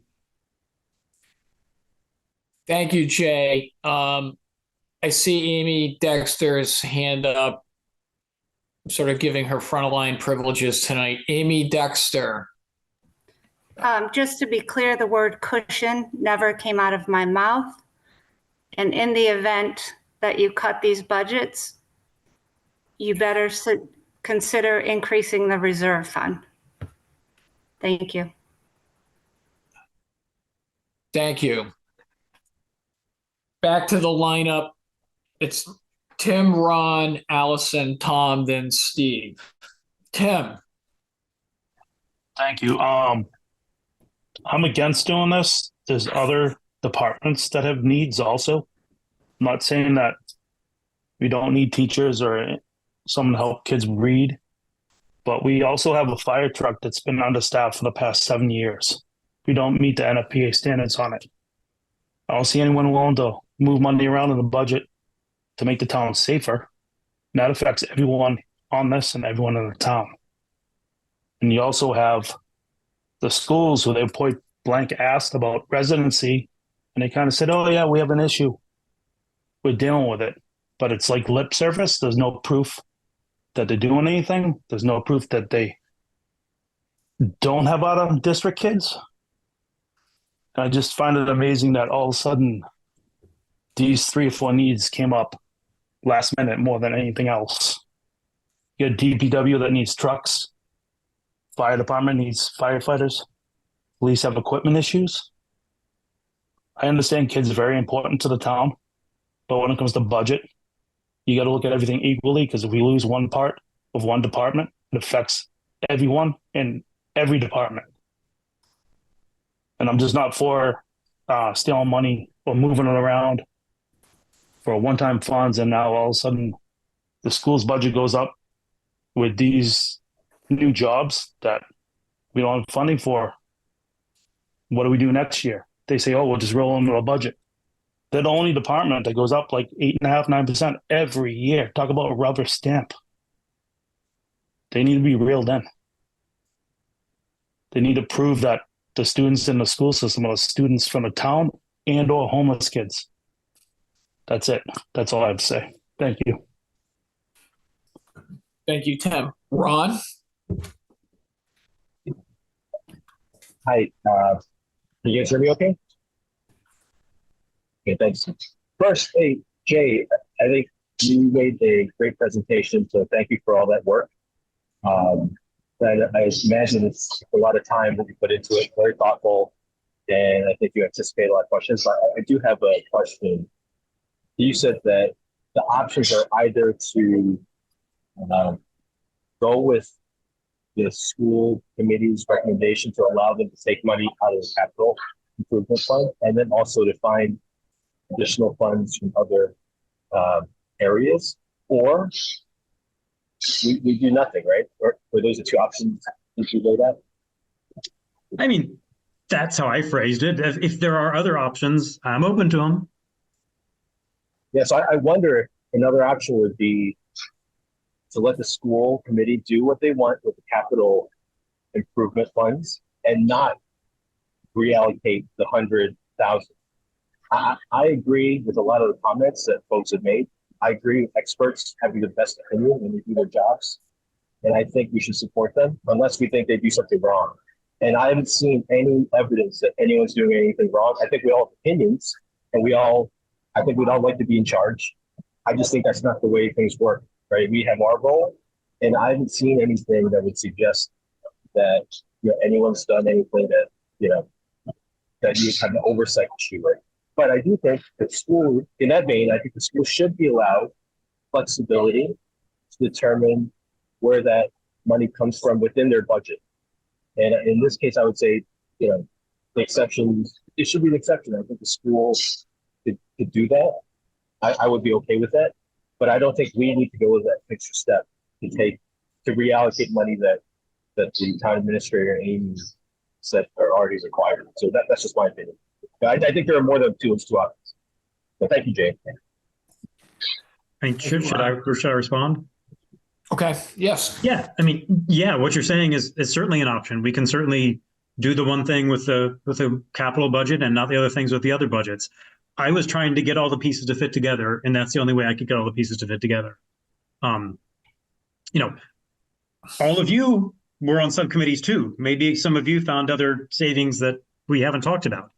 And as far as the process, I don't know how our chair is going to walk us through the process, but maybe we'll vote on capital first, and then maybe we'll vote on other things after that. And maybe this committee will say one thing on capital and we'll say another thing on these other budgets. So yes, Ron, that totally is an option.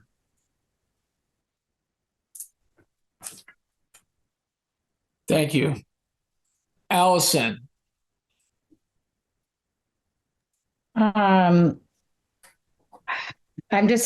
This is a lot of good points being made. I really have a hard time with some of the stuff that has come through that, basically were the determining factor of depriving these kids that with these positions, we received ARPA money and free cash for the last 3 years. It took 2 years to get a interventionist that we really fought for that wasn't hired in the first year. And we realized that even that one wasn't enough. So now, even in this last hour, we're only really going for one, which is really disappointing to even push that forward, because we really, if data has shown, we dropped the ball years ago when we allocated that funds, and we had all that ARPA money that was for COVID learning loss that we didn't use for the tutors and the gains that we needed to make.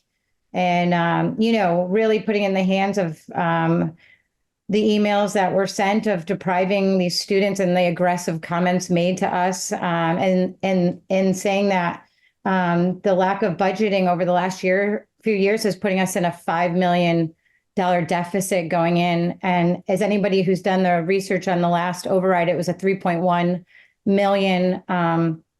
That was a close call with like a 50 to 40 yeses winning. So, really this is years of people in leadership not putting forward this, and now we're starting at 5 million, and this money for the ARPA and the ESSER to get us where we need to be really should have been budgeted so that we weren't in this situation. And so, you know, to say that in the emails that we received that it's really up, it's on us. It's actually was on the people that put the budgets together, because as you all say, well, we don't do the budgets, we do the budgets. We leave it to those who have the knowledge and to balance that and to put those needs as the most important first. And however that may be, you know, we question that if all the steps are taken so that they can put the budget to us in the best way forward. And that's what they do. So, you know, I really have a hard time understanding, you know, why it's now taking from the technology that's needed in our classrooms and to our students. So I just wanted to make those points out with where we're at financially and the realization that we need more that weren't prioritized over the last years of these reading interventionists that I strongly fought for over the last 2 years. So I was, you know, now to not be put in there was another part of it. You know, if we are holding ourselves responsible for these positions, who's holding the other people responsible for the positions that aren't even being put forward? You know, we're saying that it's our responsibility to put these positions in, but are they getting the same kind of emails and information? And are they at the meetings and really present to those people who didn't fund them to begin with? So I just leave people with that as well. Thank you. Thank you, Allison. Tom. Thank you, Mr. Chair. I just and I appreciate all the comments thus far. I just want to, Amanda, you had said something. She said something, Mr. Chair. I just wanted to comment on, and you know, I understand her position in her comment, and you know, it is a hard thing to look at, but you know, in terms of what we do as a warrant committee, and you know, there were other comments that captured some of my thoughts. So I'm just going to skip it, but I mean, you know, next year is our time. I mean, if there are others who are concerned about the budget, I think next year, and I'm not kicking the can, but I think that is our time. If we are worried about the school budget and funding certain positions, I think that's where we're really going to be heard. You know, I recall last year when we were discussing budgets, and you know, I wanted to buy some software and other things that weren't being. There was no taste for cutting anything and moving it. And you know, these were small dollar amounts, 20,000 here, 20,000 there. Oftentimes hardware and technology, software, those are the last things that are funded. And I saw that a lot last year. I don't think that the school should be deprived, but I think that, you know, when an override is upon us, I think as the warrant committee, that's when we're really going to have to dig deep. So that's going to be a big responsibility for us next year to do the best we can for the schools and all other departments. So, you know, I know it seems like a rubber stamp. We have been presented with level budgets. We do trust the information given to us by the administrator, Amy Dexter, and others, and they've done a good job. So I too trust their opinion and the information that they bring to the table. But I don't think we should be worried about next year. I think that that's going to be really a big chunk of our time trying to secure the necessary thing and fill the holes through an override if the town would accept it. So that's all I have to say. Thanks, Mr. Chair. Thank you, Tom. Steve. Thank you, Mr. Chair. Thanks to the fellow members for all their comments. Really appreciate them. And thanks to Amy for her information. So I've been sitting here listening to it and trying to really thoughtfully take in everything that I'm hearing, because this is a hard decision for me as well, having two children in the school system, which I love, and they're having an amazing experience. But then I start looking at, you know, what we see happening here. We've got a rising group of fifth graders that is going to be the largest class moving into sixth grade. but this isn't new news, right? I believe this was forecasted when they began in kindergarten, and they saw this population growing as it sort of matriculated through the grades. And having sat through many of Sean's presentations around the school building needs, we've seen these graphs and these projections over time. So it's been sort of ingrained for me. And I started thinking about three distinct pillars of that we're looking at here. We have space in schools, we have students, and we have funding. The student population is rising, which has an impact on the schools, which we know are overcrowded, and the kids are taking classes in all these different areas. And they're using closets as space, as classrooms. They're converting an attic with a $2 million raise to have that. But what I don't see the focus on is looking at the attention to funding. I look at last year when we looked at our budget. I believe it was a consensus budget that rolled through us late. And I do recall having the entire school board or committee sitting in our meeting as we were reviewing that budget. So that attention was great. I really appreciate that. I think as I look at now, we have a superintendent. His report that he published today was outstanding. I'm assuming him and his team worked hard on doing that. So we've got new leadership in place. We've had some changes in leadership there. I think we all know the stories there. And so now it's starting to be more consistent. So I am optimistic to the future here. But, and just in closing, I really appreciate what Ron said about the reallocation of flexibility with respect to the school's budgets. But this is a really tough ask late in the game for them to ask us to shift monies around when we sat through, I believe it was earlier this week or late last week. I can't remember. They're all blending together when the fire chief came in, and these guys and gals are rolling on scenes with short of 5 to 6 people responding to a fire. There's real needs out there in our town across all these departments. And that's just something I think that I certainly take in consideration. And I'll end there. Thank you, Mr. Chair. Thank you, Steve. Dr. Pavlicek, I see that your hand is raised. What would you like to share with us? Good evening. Good evening. I just wanted to say, I know there's a lot of discussion about the role of a warrant committee, and I'm the last person to say anything negative about what the warrant committee does, having sat in that basement for 4 years on my own back when we did do the budget. And having done that, I remember the times when departments would come in and say, well, you should be taking money from Department X and giving it to us and so forth. And really, I wasn't aware of that proposal until I heard it tonight.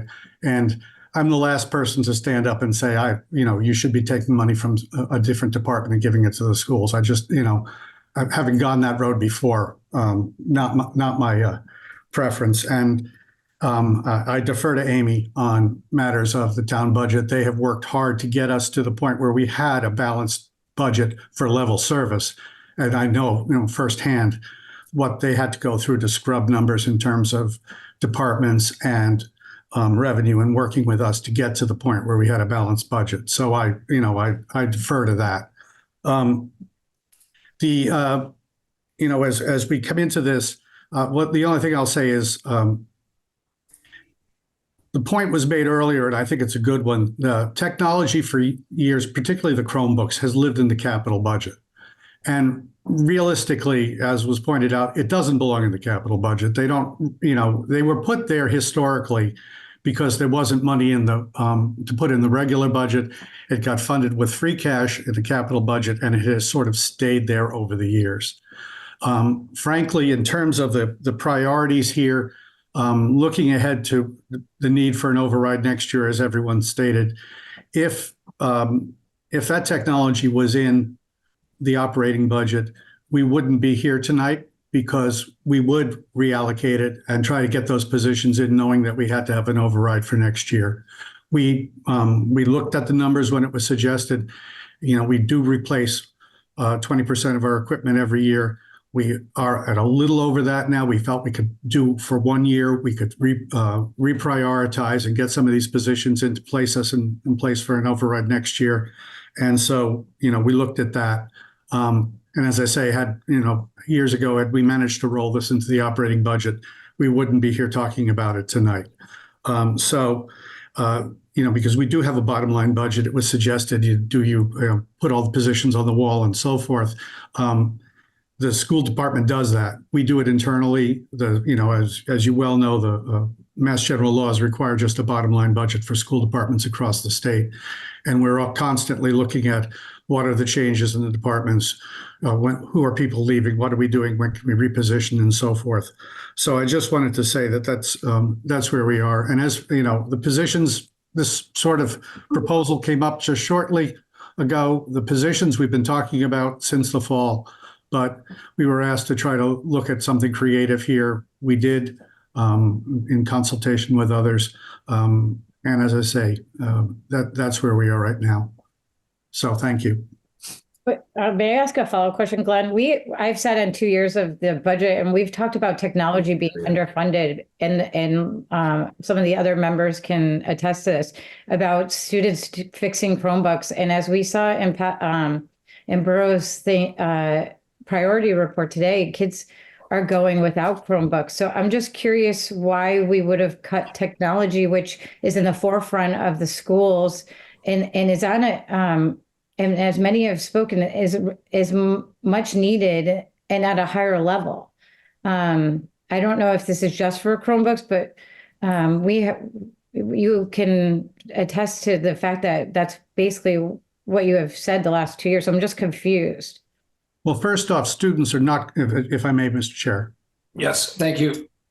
Students are not going without Chromebooks. The remarks that were made during the whole presentation were the fact that at Pierce, the Chromebooks are on carts in the classroom. Students don't take them home as they do at the high school and some other places. They used to take them home, but they're middle schoolers. And the amount of destruction to the Chromebooks made us say we could no longer take them home with the middle schoolers. So they sit in carts in the classrooms to protect them. So they're not going without Chromebooks. We just, we're on a schedule of replacing them. And we felt that this year we could replace them with a little less money. And that's why we weren't taking them away from anyone. We didn't think anyone would not have them. We just thought that we could use that money for one year to get us to a position with a couple of these positions for a year, looking at the, as everyone said, the inevitability of an override proposal for next year. Thank you. Yeah, sorry, if that's not funded, what would, then those Chromebooks would not be there, I would think. That's the only thing that then is a concern on my part. Thank you. Thank you, though, for the follow-up. I appreciate it. Thank you. Dr. Pavlicek, I have a question. So it's true. You said that, we found out about this very recently, came up in the last 4 days, but the positions themselves have been known. You said that, in this time frame, this proposal comes to us because you were asked to get creative with regards to that. Who asked you to get creative?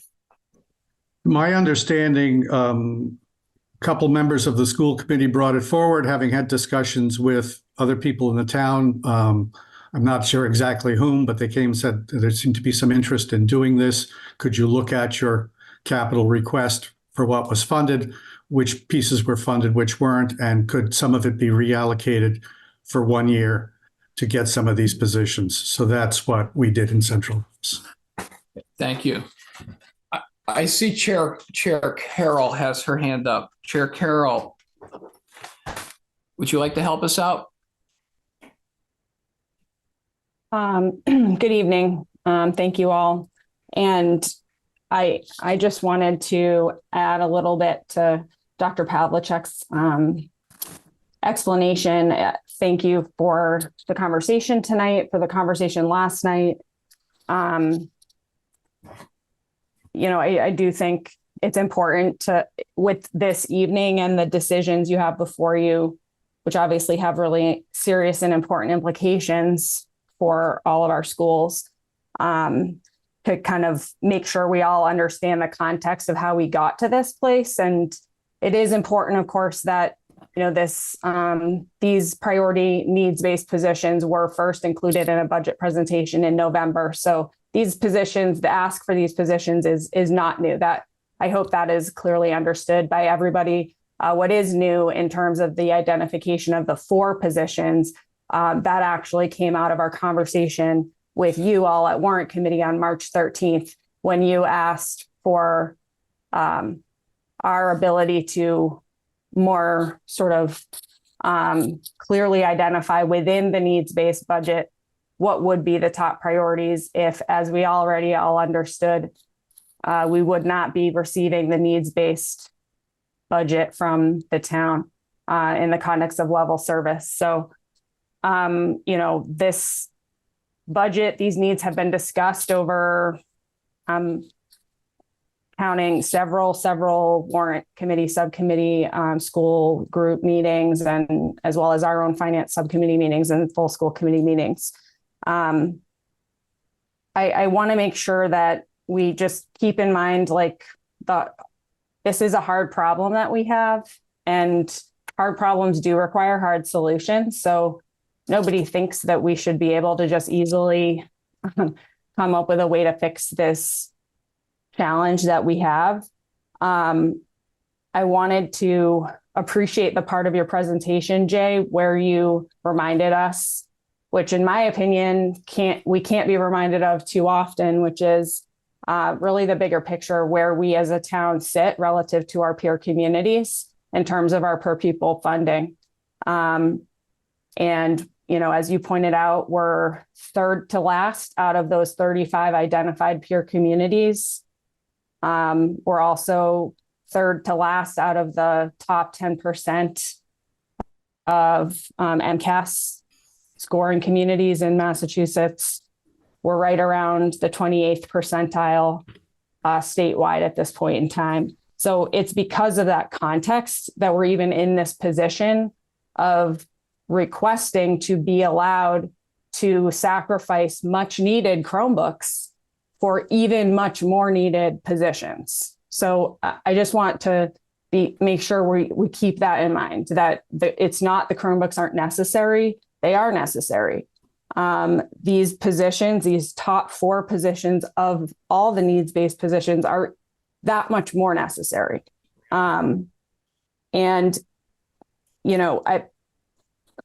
You're evoking of Eleanor Roosevelt's quote, Jay, around lighting a candle rather than cursing the darkness. I mean, I think that's what we as the school committee are trying to do. And as Milton Public Schools. I mean, that's what led us to make this request around the capital budget. It's a repeated attempt to light a candle that will just get us where we need to be for our kids, knowing that, if we're not able to fund this reading interventionist, that will be 5th graders next year who just go without. They're not going to get that. 4th graders too. So that leaves us in a position, I'm thinking also, Amy, I heard Ms. Dexter, I heard say we have to find a different way. So, our job on school committee is to just figure this out. We will continue to work together and make the hard choices that are within our control. And, you all have hard choices in your control. And I think I recognize that it's not easy. So I do appreciate your time to consider the request. The reason that we came to that request last week is because, over the past few weeks of clarity that we would not be able to seek an override as a town, that led us to have to figure out, what other options are possibly even available. And we're doing our due diligence on that. And that's what's led us here to making this request. So I think that's it. I just do, continue. I know we all do continue to appreciate your consideration and the work that you're all doing. Thanks. Thank you. Judy. Thank you.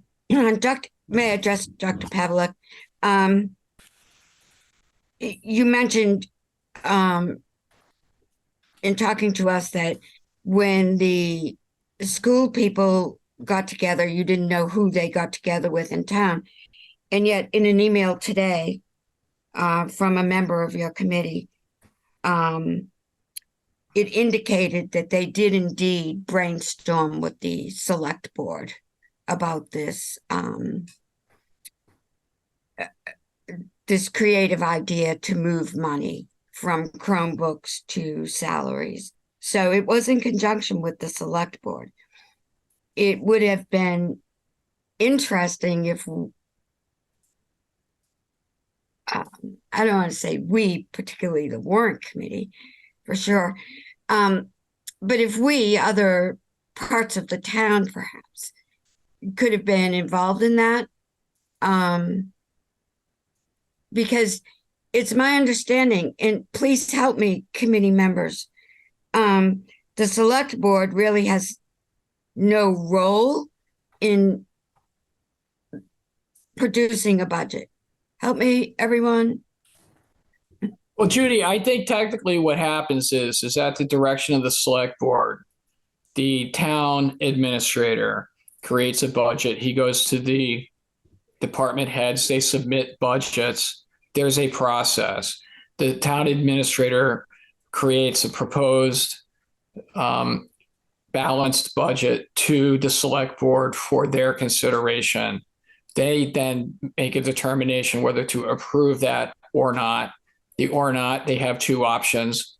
One, this is probably the first time anybody's ever actually said it in Milton, is an underride. And then the other one is an override.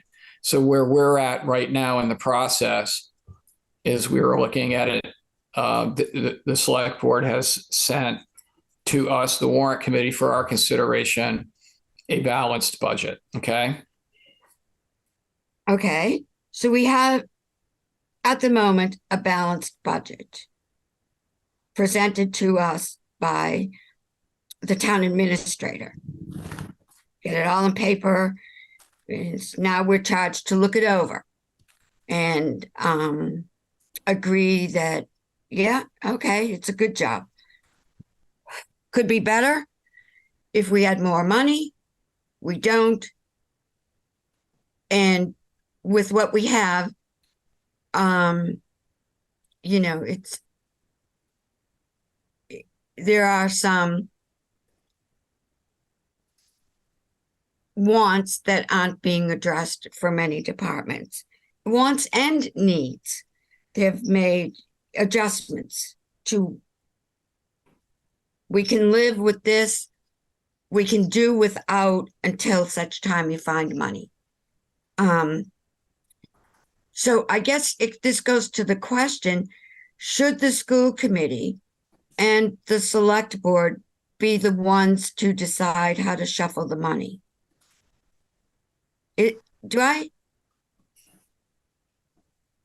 Should the school committee brainstormed with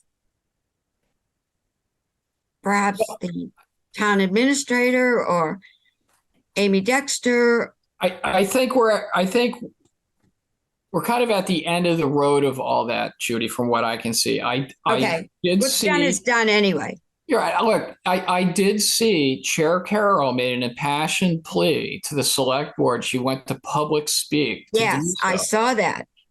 So it looks to me like they've done what they can and following the process that's laid out. And where we're at today is sort of a special request. Yeah. You know, within the balanced budget. Okay. Okay, I'm good. Thank you, Judy. Next, we have Julie, and then I have Allison's hand up. Julie. Thank you. I'm realizing now that I should have asked this before. Are we providing Chromebooks to every single child in the Milton Public Schools, regardless of, I guess, household income? Is it just everybody, the top 1% kids are still getting the free laptops that the kids who, you know, might be in households that are struggling, that those kids and maybe those kids' families are going to be paying for that? I'm hoping I'm wrong on this. So if somebody could enlighten me on who's actually getting these, I'd appreciate it. Dr. Pavlicek? At the elementary school and the middle school, we have Chromebooks available for all children in the schools. At the middle school, they stay there. At the elementary schools, for the most part, they stay there as well. So that's why they have to be in the rooms. At the high school, it's a bring your own situation. If you have your own laptop or your own Chromebook, you can bring it. But if you don't have one, we provide one for you. So we don't have one for every high school student because there isn't a need for every high school student, but we do supply them for elementary and middle school students. At the elementary, especially with MCAS, they have to use Chromebooks. They can't use other devices for MCAS and a variety of different things. And in the middle school, we have class sets in all the classrooms to be used during class. Have we thought to reach out to the parents or reach out to the families and say that, you know, are you able to provide them? I mean, if we need to provide them, we can provide them, but is this something you could take off the taxpayers' plate? That's basically what we do at the high school. At the elementary school, because the high school, you're more flexible with the kinds of equipment you can use for different things. At the elementary school and middle school, you need more consistent equipment. Everything is, Chromebooks and, Google Classroom and things like this. And they need more consistent equipment. So we don't ask for the elementary school. So I'm sorry, we don't ask for the elementary school, or we do? We supply for the elementary schools. We don't ask elementary school parents to buy Chromebooks. Okay. That might be an avenue that, I'm sure there's parents there that would be more than willing to provide them if they thought that would help the budgeting for other people in the town. So that's just my 2 cents. Thank you. Thank you. Allison, you had your hand up, but then it went down. Do you have a question or comment? I think I'm good right now. Thanks. Okay, thank you. Okay, I don't see any other questions or comments. Thank you, Dr. Pavlicek. Thank you, Chair Carroll, for your help. Would we like to have more discussion? Would we like to maybe take a vote? I think Ron had a good comment there about maybe we could look at 2 things here. One is we could look at, let's just call it the I'm going to call it Jay's proposal of the 3 things. Could be, it's sort of one item. And then there is the issue with regards to the capital request. So I'll just throw that out there. Amanda. Thanks. So if I just want to make sure I have things clear in my head. So if the money is moved from the capital, if it's moved in the way that's being requested, then it's the bottom line budget doesn't change, correct? But what ends up changing is I'm going to call it carrying costs, but the impact next year because they are funded positions, correct? In a way, if we're looking at like a bottom line number, the bottom line number, I just want to make sure I'm not looking at it too simplistically. The bottom line number does not change. A bucket moves, but there's more funding to support, more funding is needed next year to support that position because it's an ongoing expense as opposed to a one-time expense. Yeah, I think there will be some costs. First of all, there's being, if we look at a cost of a request, it's not being met. So there were some in the capital budget. There was the Chromebooks. I think there was also the floor sander, the floor machine. Yeah. Right. So those are, those are requirements that have been identified that will go unfulfilled. So those don't disappear. Maybe they do. Probably not. Then we build into the budget going forward positions. So as of right now, like for looking at the FY25 budget, the dollar amount bottom line, that is the appropriations pencils out. And so can I ask a follow-up? So then as we're weighing things, is part of what, and I think maybe Tom, this is what you were referring to. So I don't know if what I had asked before was appropriate. I'm not calling you out. I'm just thinking. So part of what we are weighing, or I think what I'm weighing, is the likelihood of an override next year in my decision. If that makes sense. Recognizing, I mean, I think that's something that, as I'm trying to consider it, is if they're, the hope, the assumption was that it would happen this year. It didn't. Recognizing that we are, masking tape and bubble gum, putting something together for this year, that the intent would be that whatever hole that is creating, that the override, should it happen, would address next year. I guess I'm not saying yes or no. I'm just saying, as I'm mapping this out, those are the things those are some of the things to consider. Thank you. Lori. Thanks. Thanks for all the dialogue, everyone. And Jay, thank you, of course, for the presentation. It's very detailed, per usual. I would say I have a number of different comments that are all over the place. And I think I'll start with back to, I think the easiest part is where Jay is suggesting an extra $105,000 to come from other departments. And I understand, let me actually back up. I understand that we have the ability to veto the budget because we're the warrant committee. And I think we all spend a lot of time looking at the numbers, looking at the budgets, whether or not they're the budgets that we're working on. I mean, I do. So I don't think that I would be okay cutting from the town departments. I think the town departments are beyond lean as it is. I mean, I think Tim is the one that commented on a few of them. And I think maybe the process around how the budget gets created should involve the warrant committee sooner so that Nick doesn't come to us with a balanced budget.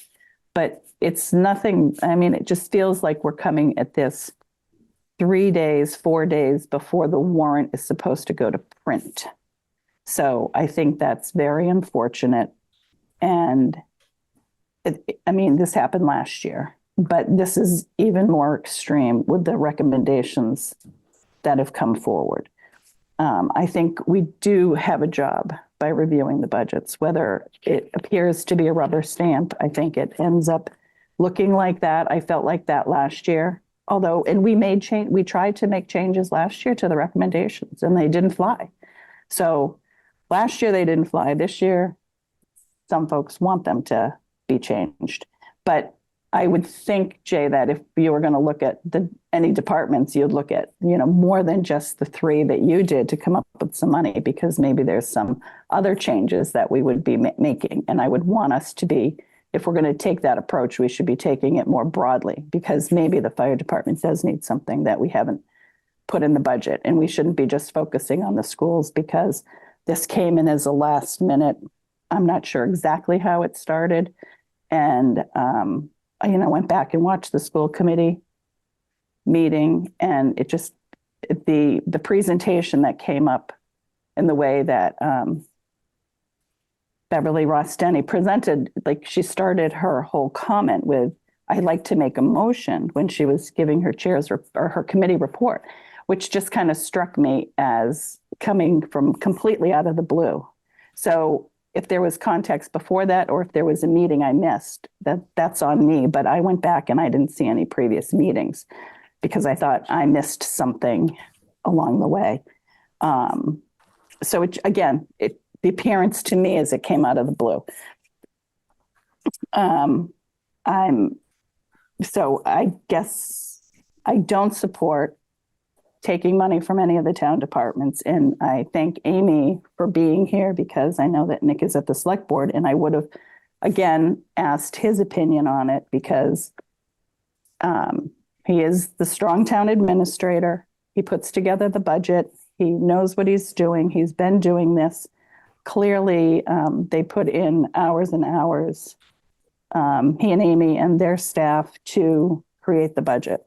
And they are looking at every one of these items. I mean, I've had their jobs in different roles in the past, so I know what they go through. And I respect their opinion. So Amy, thanks for the commentary on the other departments. And I guess, a comment was made about looking within the schools.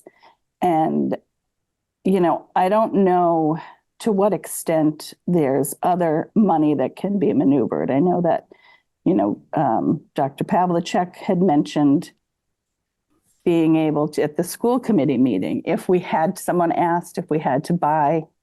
broken floor scrubber and we had to buy one, I could maybe move money from the maintenance budget in order to cover the cost of a floor scrubber. And I don't know to what extent that scrub has happened within the school budget, to the extent that Jay has done it in his general government budgets. And I think the residency issue has come up. It keeps coming up. I feel like we don't have a handle on it. I certainly don't. I don't feel comfortable with the numbers. Since we met with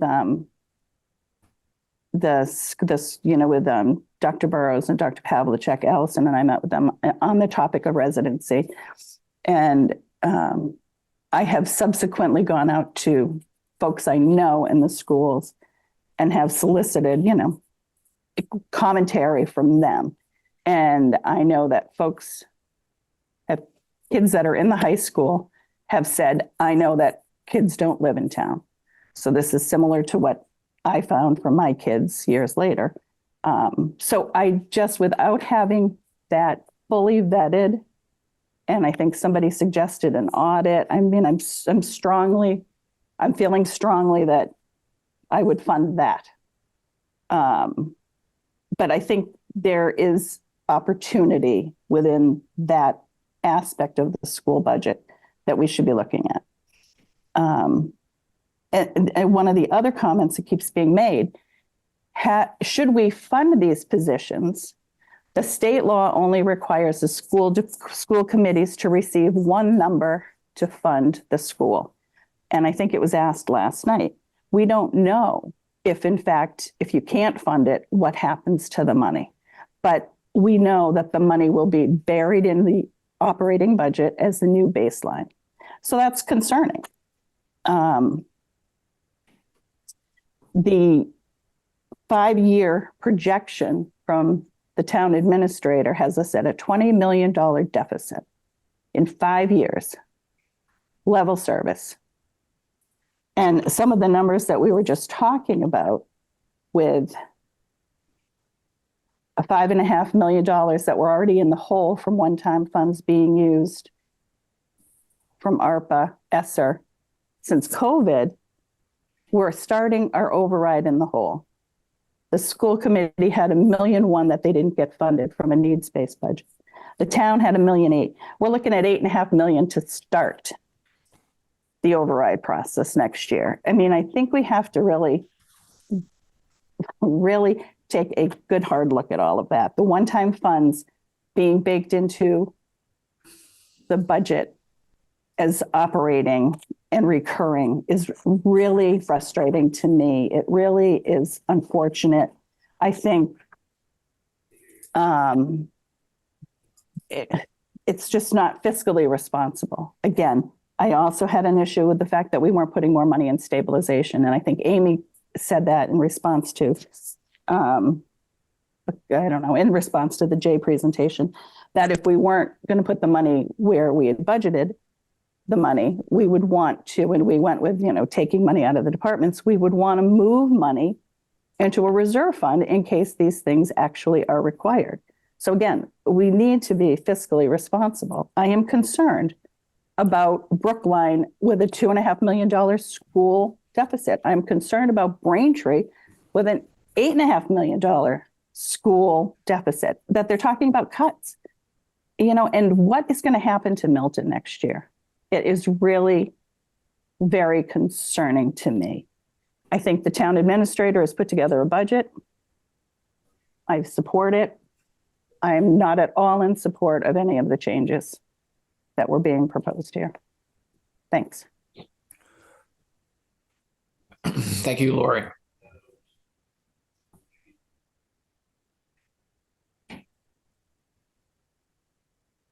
Ron.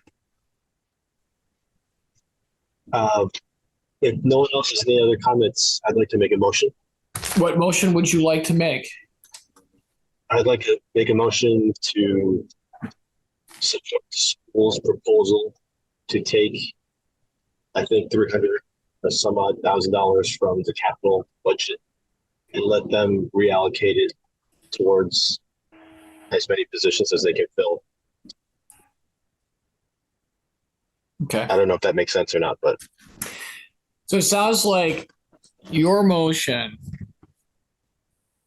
is in favor of the school committee's request that $245,000 that was attributable to the schools in the capital budget as proposed by the capital improvement projects committee be transferred to the school department budget. And then it would be assumed that in our comment that it would be to fund those positions, because as we know, when the money goes over, it goes over. So yeah, and it won't fund all four, right? So I would leave it to them to decide how many would fund and if they can find, some nickels and dimes somewhere else. Okay. So Ron has made a motion to take $245,000 out of the capital budget as proposed by, and we had the presentation last night, by the Capital Improvements Projects Committee, and then to reallocate that said $245,000 to the school budget, to the school's budget. Is there a second to that motion? Second. Julia Maxwell made the second. Is there any question from any member of the warrant committee as to what we're voting on? The motion is made by Ron, seconded by Julia, is to take $245,000 out of the capital budget to put to the school budget. Madam Clerk, would you please conduct a roll call vote?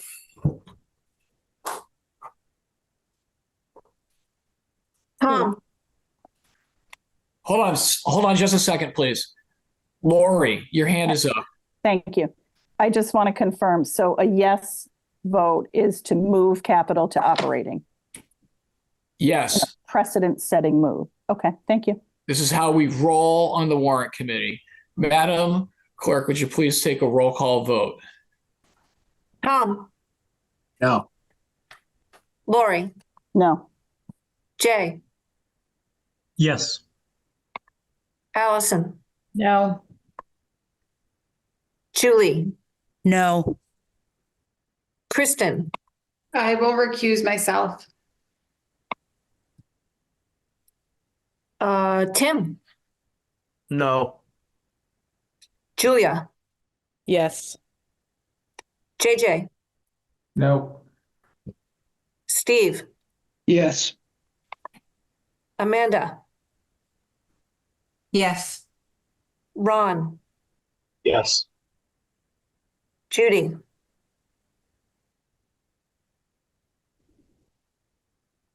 I am a no, please. Dave,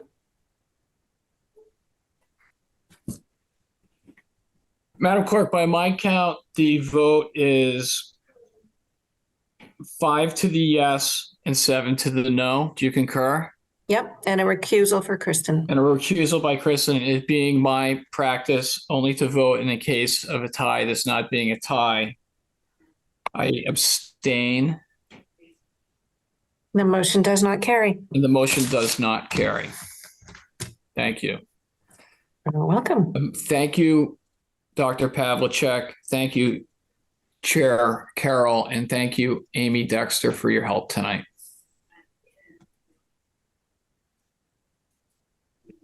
Okay.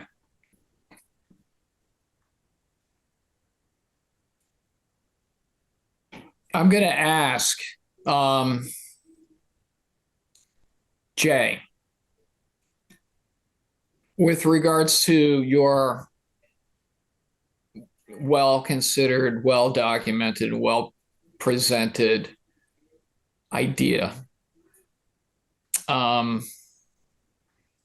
would you like a motion on that? Is Amy still on the line?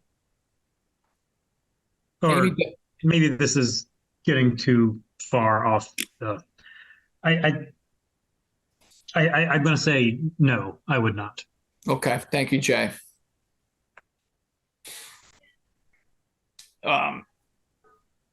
In light of this vote, I think it might be, should we take another look at the capital improvement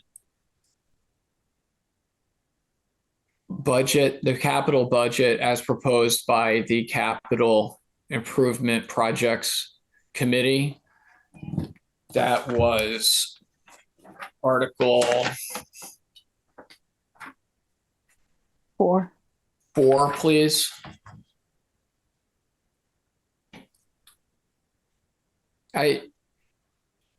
It would appear that following this vote, that we might be in a position to do business on Article 4,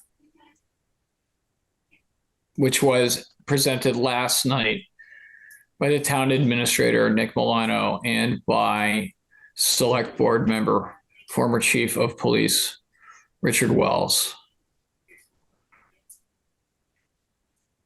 I make a motion to, can I make a motion? Sure, please. Lori Connolly has a motion. I make a motion to approve the capital budget as presented, and that we're looking at in Article 4 on the screen. Is there a second to? Second. That was Julie Joyce. Thank you, Julie Joyce. Would we like to have any further discussion on this article?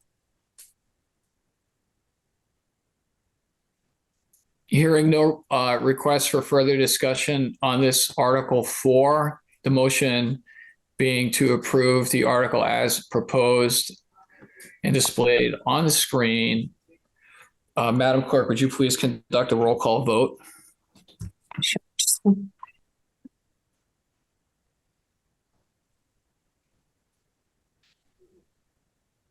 Hang on 1 second. Take your time. Thank you. Okay. Tom, Yes. Lori, Yes. Jay, Yes. Allison, Yes. Julie, Yes. Kristen, Yes. Tim, Yes. Julia, Yes. JJ, Yes. Steve, Yes. Amanda, Yes. Ron, Yes. Judy, Yes. Dave? I abstain. Thank you. So the motion Motion carries on carried. 4. Okay.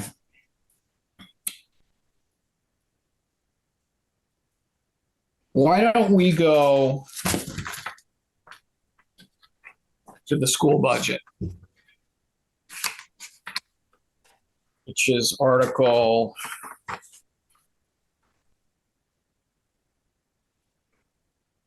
Is it 26, I believe? Yeah, so I'm still using last year's as a go by 'cause it's handy. But yeah, it's in there in that area, in that neighborhood.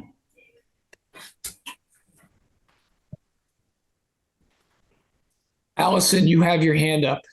Is this gonna be like a more than a 30-minute conversation? Because we have a 10 o'clock cutoff and I have to, I'm just telling everyone I'm going off at 10. I have to. So it's up to you guys, but if you wanna, if this is gonna be a long one, I'd rather start it at 7, or if we're not following the 10 o'clock rule that we said we were gonna do, but I can't do it at 12. I have to be up very, very, very early tomorrow. So, yes, I don't know, whatever you guys decide. I just wanted to put that out there, but Fair enough. I second that. Okay. Let's see how it goes. Okay.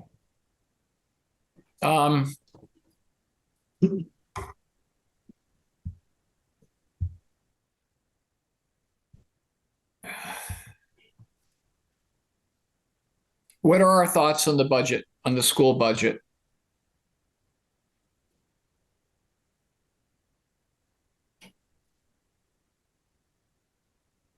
Judy? I believe we've somewhat gone over this in a prior meeting. This is their needs-based budget to be in compliance with a townwide balanced budget. And I am good to go for a vote if others agree. Thank you, Judy. I see Amy Dexter's hand is up on my end. Thank you, Amy. Yeah, I'm wondering if Glenn's still on too, because it looks like there's some references to fiscal 24 in that article. I just want to make sure the dollar amount is right, because that doesn't look updated. I don't think that's the right number that's up there, and that might be my fault. Is Glenn still on? He is. Yes, that does look like last year's budget on there. I mean, it's FY24 budget. It's 22, 23, and 24 were the columns. So I think, and the 500,700 in one-time but free cash is last year's number. Yeah. So that's definitely last year's recommendation. Okay, hang on one second.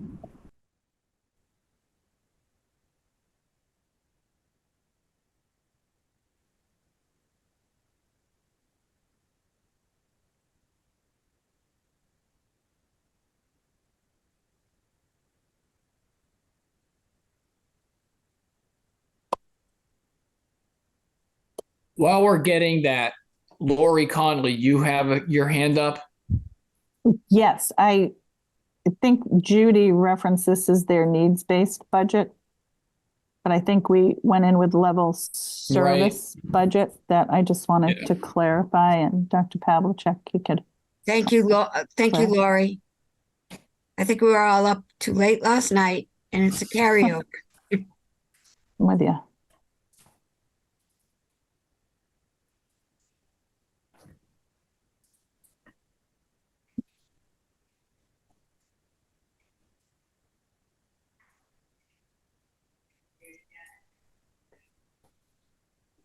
Amy, how's this look? Yeah, that's the right number. Perfect. The 66, I can barely read it, but yeah, I think it was an older version that was thrown up there. Glenn, that looks correct, right? The 66. It is. I just checked it. 66,980,230,000, $66,980,230, all to be raised from the levy. That looks correct to me. Okay, thank you. Thank you. Amy Dexter to the rescue once again. Thank you. Okay. Allison, your hand is up. I just didn't know if this was an opportunity, with having school committee members on, if there's anything that, like, I'm just wondering about looking, at the budget, if this would be the opportunity, if there was anything to find money in this budget for those positions, or I don't know. I'm just throwing it out there, but I'm not sure if this is the right time or place for it, but I think it falls under this budget, so I'm just kind of thinking. And it is getting late, so I kind of, but so I'm just wondering, because this is where I think it would be appropriate, to look if there was an opportunity, if you will.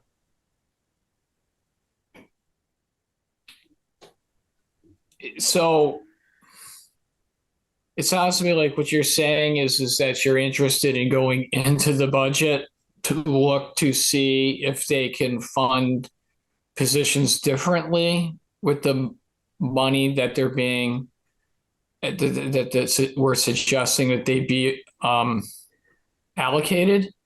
Because I mean, we probably should have done that on the school budget subcommittee. And that's the problem, kind of where we're at. So maybe it's just, I don't, because we're making a recommendation essentially on a bottom line.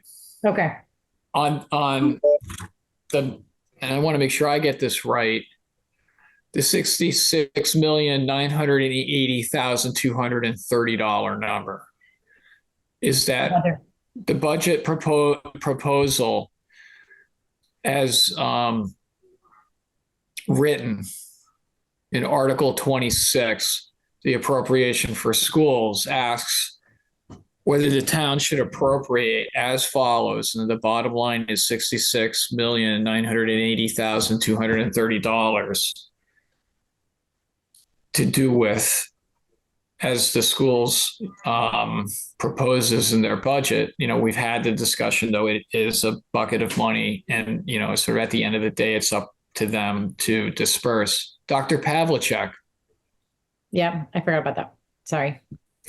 Just a quick, what might be a typo.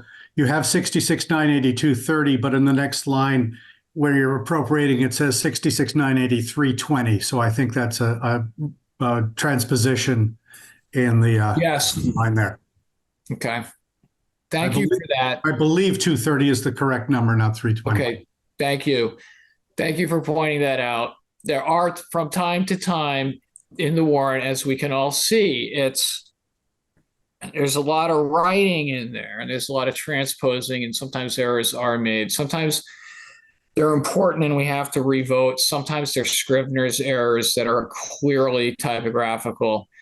If it ever comes to the point where a serious mistake has been made, we will bring it back up. Dr. Pavlicek, your hand is still up. Do you? Okay. All right. Is there any other questions, comments?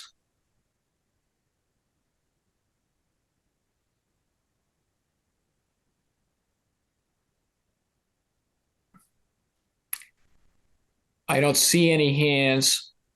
Does that indicate that someone might want to make a motion?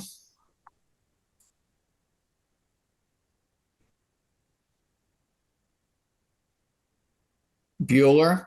I'll make a motion to approve the school budget as the bottom line. So thank you. Allison has made a motion. Before I ask for a second, I see that Amanda Serio's hand is up. Amanda? I was raising my hand to make a motion, so. Okay, so would you second? Thank you. So it's seconded by Amanda. Madam Clerk, would you kindly please conduct a roll call vote on the article with regards to the appropriation for schools.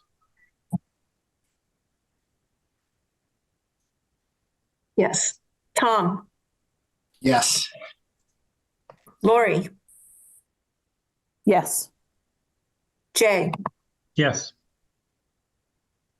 Allison, Yes. Julie, Yes. Kristen, I will recuse myself. Tim, Yes. Julia, Yes. JJ, Yes. Steve, Yes. Amanda, Yes. Ron, Yes. Judy, Yes. Dave. I abstain. Thank you. So the motion carries.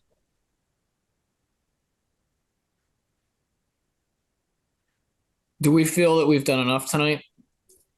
Yes. There any quick ones? I mean, may I speak? Sure, Jay. I think at this point it's grinding out votes. Now, if we want to grind out another 15 minutes tonight, so we don't grind out, we have 15 minutes less tomorrow. Sure. Or maybe 45 minutes. And if members want to drop off, they can. Let's reduce the pain for tomorrow night, I say. Yeah, I think maybe what we can do is there's a series of, as we look at the warrant, there's a series of pro forma. They're important. I don't want to, they're important. They need to be done. They need to be approved by the warrant committee and voted upon by the town so that the town can remain a going concern, okay? Such as to hear the report of town officers, to authorize the treasurer to collect taxes, et cetera, et cetera.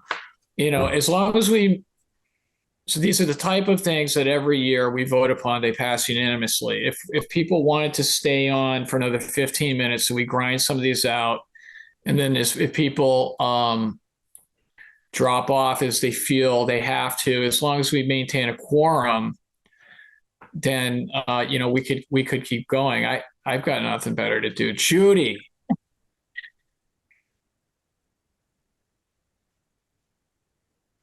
Okay, I found that button. On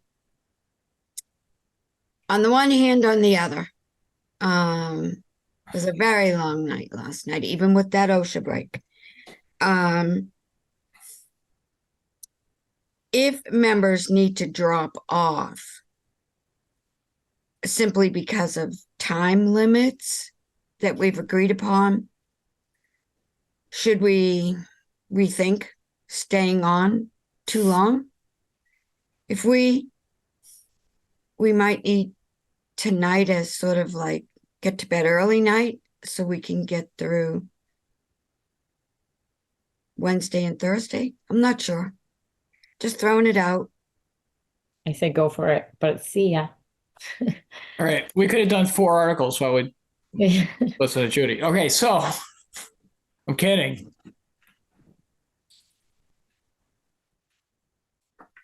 I'm good. Okay. All right. Food for thought. No one needs to eat it. So do we want to go to 10? And then it's like, would we be able to find a compromise where we're not pushing midnight again, but add an extra maybe half an hour, okay, 10:30, and then you think we can hold it together till 10:30? Yeah. I bet you if we went to 10:30, we could grind out most of the boilerplate stuff. Tomorrow we've got the citizens petition with regards to Chickatobit. And then then we could probably finish the rest up after that. Thank you for that consideration. Okay, thank you. Article 1. And so why don't we do this so that we can just roll? Maybe if everybody could, unless there's like, a huge fight or a heavy metal concert going on in the background, if everybody could just unmute so that we can just roll right through our votes without that little bit of a lag time. Article 1, to hear and act upon the report of the town accountant and other town officers and committees submitted by the board, recommended that the town vote to accept. Is there a motion? Jay makes the motion. Is there a second? Steve Ryan seconds. Madam Clerk, would you please conduct a roll call vote? Tom, Yes. Lori, Yes. Jay, Yes. Allison. Okay, Julie, Yes. Kristen, Yes. Tim, Yes. Julia, Yes. JJ. Yes. Sorry, I've lost it. Steve, Yes. Amanda, Yes. Ron, Yes. Judy, Yes. Dave. I abstain. Carries. Thank you. Article 2, to see if the town will vote to authorize. Hello? To see if the town will vote to authorize the collector of taxes to use all means of collecting taxes, which a town treasurer, when appointed collector, may use, submitted by the select board, recommended the town vote yes. Is there a motion? Tim makes the motion. And Lori seconds it. There we go. Madam Clerk, would you please conduct a roll call vote? Tom, Yes. Lori, Yes. Jay, Yes. Julie, Yes. Kristen, Yes. Tim, Yes. Julia, Yes. JJ, Yes. Steve, Yes. Amanda, Yes. Ron, Yes. Judy, Yes. Dave. Abstain. Thank you. 3, to see if the town will vote to authorize the town treasurer to enter into compensating balance agreements during the fiscal year beginning July 1, 2024, in accordance with the provisions of the general laws, chapter 44, section 53F, and to act on anything relating to, submitted by the select board. Is recommended that the town vote yes. Is there a motion? Judy makes the motion. Is there a second? What? Second. I didn't make the motion. Oh, I'm sorry. I'll make the motion, Dave. All right, Tom makes the motion and I'll then second it. Jay I was seconded just it. going to ask a question quick. Sure. What's your question? Can you just explain for me quickly what compensating balance agreements are? I believe I can. Jay, please. Jay. I asked Nick this last year. It's a fancy way of saying the treasurer can open a bank account. And per state law, we have to vote for this every year. Some towns just don't, but we are a good rule following town. Yeah, thank you, Jay. Oh. All right. Thank you, Jay. So the motion has been made and seconded. Madam Clerk, would you please conduct a roll call vote? Tom, Yes. Lori, Yes. Jay, Yes. Allison. Oh, sorry. Julie, Yes. Kristen, Yes. Tim, Yes. Julia, Yes. JJ, Yes. Steve, Yes. Amanda, Yes. Ron, Yes. Judy, Yes. Dave. Abstain. Thank you. 4. Is done. This was done. Yep.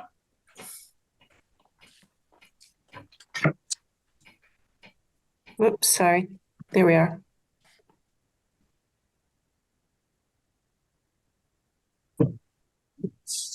This is the municipal audit. We could do this, Nick. some in the past, Nick has presented on this. Essentially, it costs what it costs.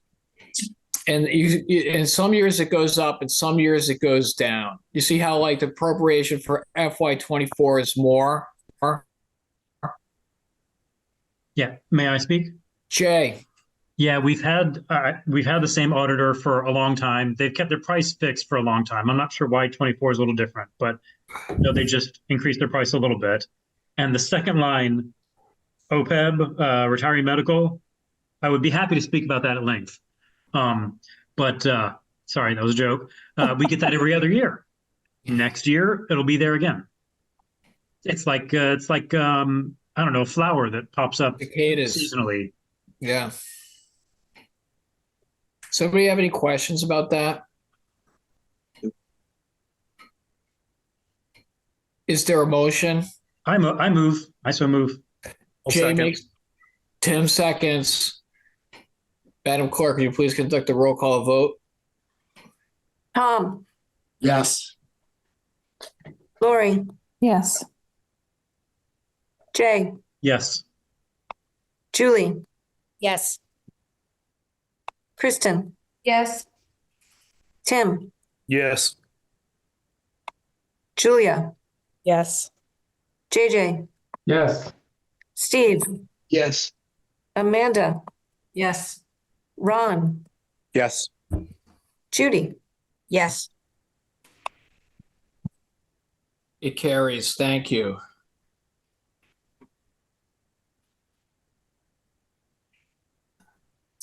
We're on 6. Let me see. And I believe this is for the Collective. Yeah, the collective bargaining agreements that have not been finalized.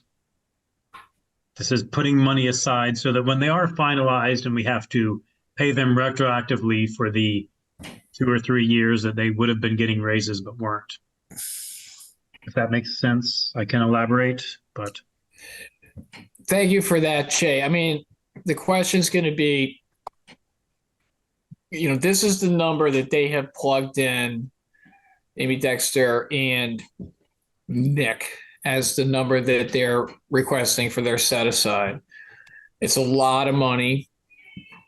If we want to table this one to ask them in more detail, their reasoning why specifically this amount, we could easily do so. If we're comfortable going forward with the number, we could go forward with the number. Are there thoughts on that? Can I say something, Dave? Yes, Julie. I'm sorry to interrupt you. I feel like that number and 10 o'clock at night and people calling off, I think we should table this. I would like to make Sure. This all right. Till tomorrow. No, it's big. Yeah, it's a big number. I say, like, if we're going to crank through stuff, it should sort of be what I call like the donkey work, right? I don't like driving this late at night, so that's right. Okay, so we're going to table, we tabled 6. Can I ask a question though? It looks like we do still have Amy on the line. Do we want to ask her about this? No? Amy Dexter, are you here? I'm here. I think you should table that one for Nick. Thank you. So that he's available to respond. Thank you. You might want to do that for the next one as well. To table 6 and 7? Yeah, 7's another big one. Thank you for that. Yes, we'll table 6 and 7. Okay, so that takes to 8. To reimburse the Department of Unemployment Assistance for benefits paid to former employees of the town. So we have a number here. The recommendation is 100,000. Amy, can you help us out with that one? Yeah, I can. So that was based on like a 5-year average, 5 to 7 year average, but I can give you some insight into fiscal 24. The appropriation of 80,000, we're already spent 120,000. That was one of my points why I wouldn't advise recommendation to cut it. So the 100,000 is based on a 5-year to 7 year average. If it goes over that, we'll be looking to go to reserve fund because it would be considered unexpected. And it would be a valid use of the reserve fund, which we would I believe that comes to warrant committee to be able to get a reserve fund transfer. Thank you for that. Does that happen? Does anybody have any questions about that? Yeah, I have a question. Yes, Jay. I was wondering this about several things in the general government budget. Why don't we just make it a little lower and put it into the reserve fund, like you just said? So if we lower this a little bit and don't need it, then we've got it in the reserve fund. We lower this a bit and we do need it, then we've got it in the reserve fund. So lowering this a little bit and putting the reserve fund, how many times can I say that phrase? Just gives us more flexibility. That's a good point. You know what we should do? Let's table this one too, okay? And maybe when we have Nick, we can have more of a conversation about that. Because again, it's like I think what we're trying to do here tonight is just crank through the stuff that it's not going to involve a lot of math. What's next? 9. You should table 9 as well because that has not been updated yet. Okay, table 9. Tom. Yeah, can I just I'm going backwards here, but forget it. I'll pass on my question. Okay, thank you.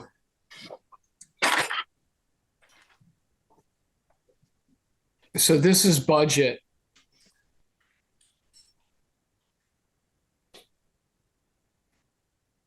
Do we want to start doing budget, Lori? I'm kind of feeling like we're getting into, there's nothing that we can hammer out with like we just did with those first few. Yeah, let me just take a look and see. I feel like we should call it. Okay, if Lori thinks we should call it. I agree. Okay, Lori has made a motion to adjourn. Tim has made a motion to second. Can I ask what our plan is? Do we think we're gonna wrap things up on Wednesday? I think so. If we're able, please God. So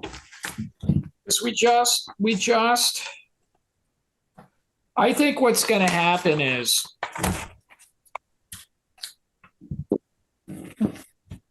just because there's budget items and there's budget items. I think there are still several that we could get through. Blue Hills, for example. But if we think we'll get it done easily tomorrow. I think we can. I'm just getting a sense we've hit the wall. I'm getting a sense we've hit the wall. And after last night, frankly, in my mental sort of thought process for tonight, I was just thinking if we could get through schools tonight, we're good. And then we've gotten through some stuff now. So you're right, like 20 minutes, it's 20 minutes less tomorrow. I don't think that the Chickatawbit Road citizens petitions could take all night. And then we can roll into budget. And there will be some discussion here and some discussion there, but a lot of these things, they just roll. Blue Hills, Water Enterprise Fund, Water Sewer Enterprise Fund, PEG, all that stuff. It is what it is. So I think we can get it done tomorrow. Okay. So there was a motion. It was seconded. Unless there's more questions, I'll ask, is there any objection to the motion? Thank you. Hearing none, we are adjourned. Good night, all. Good night, everybody. Thanks. Night.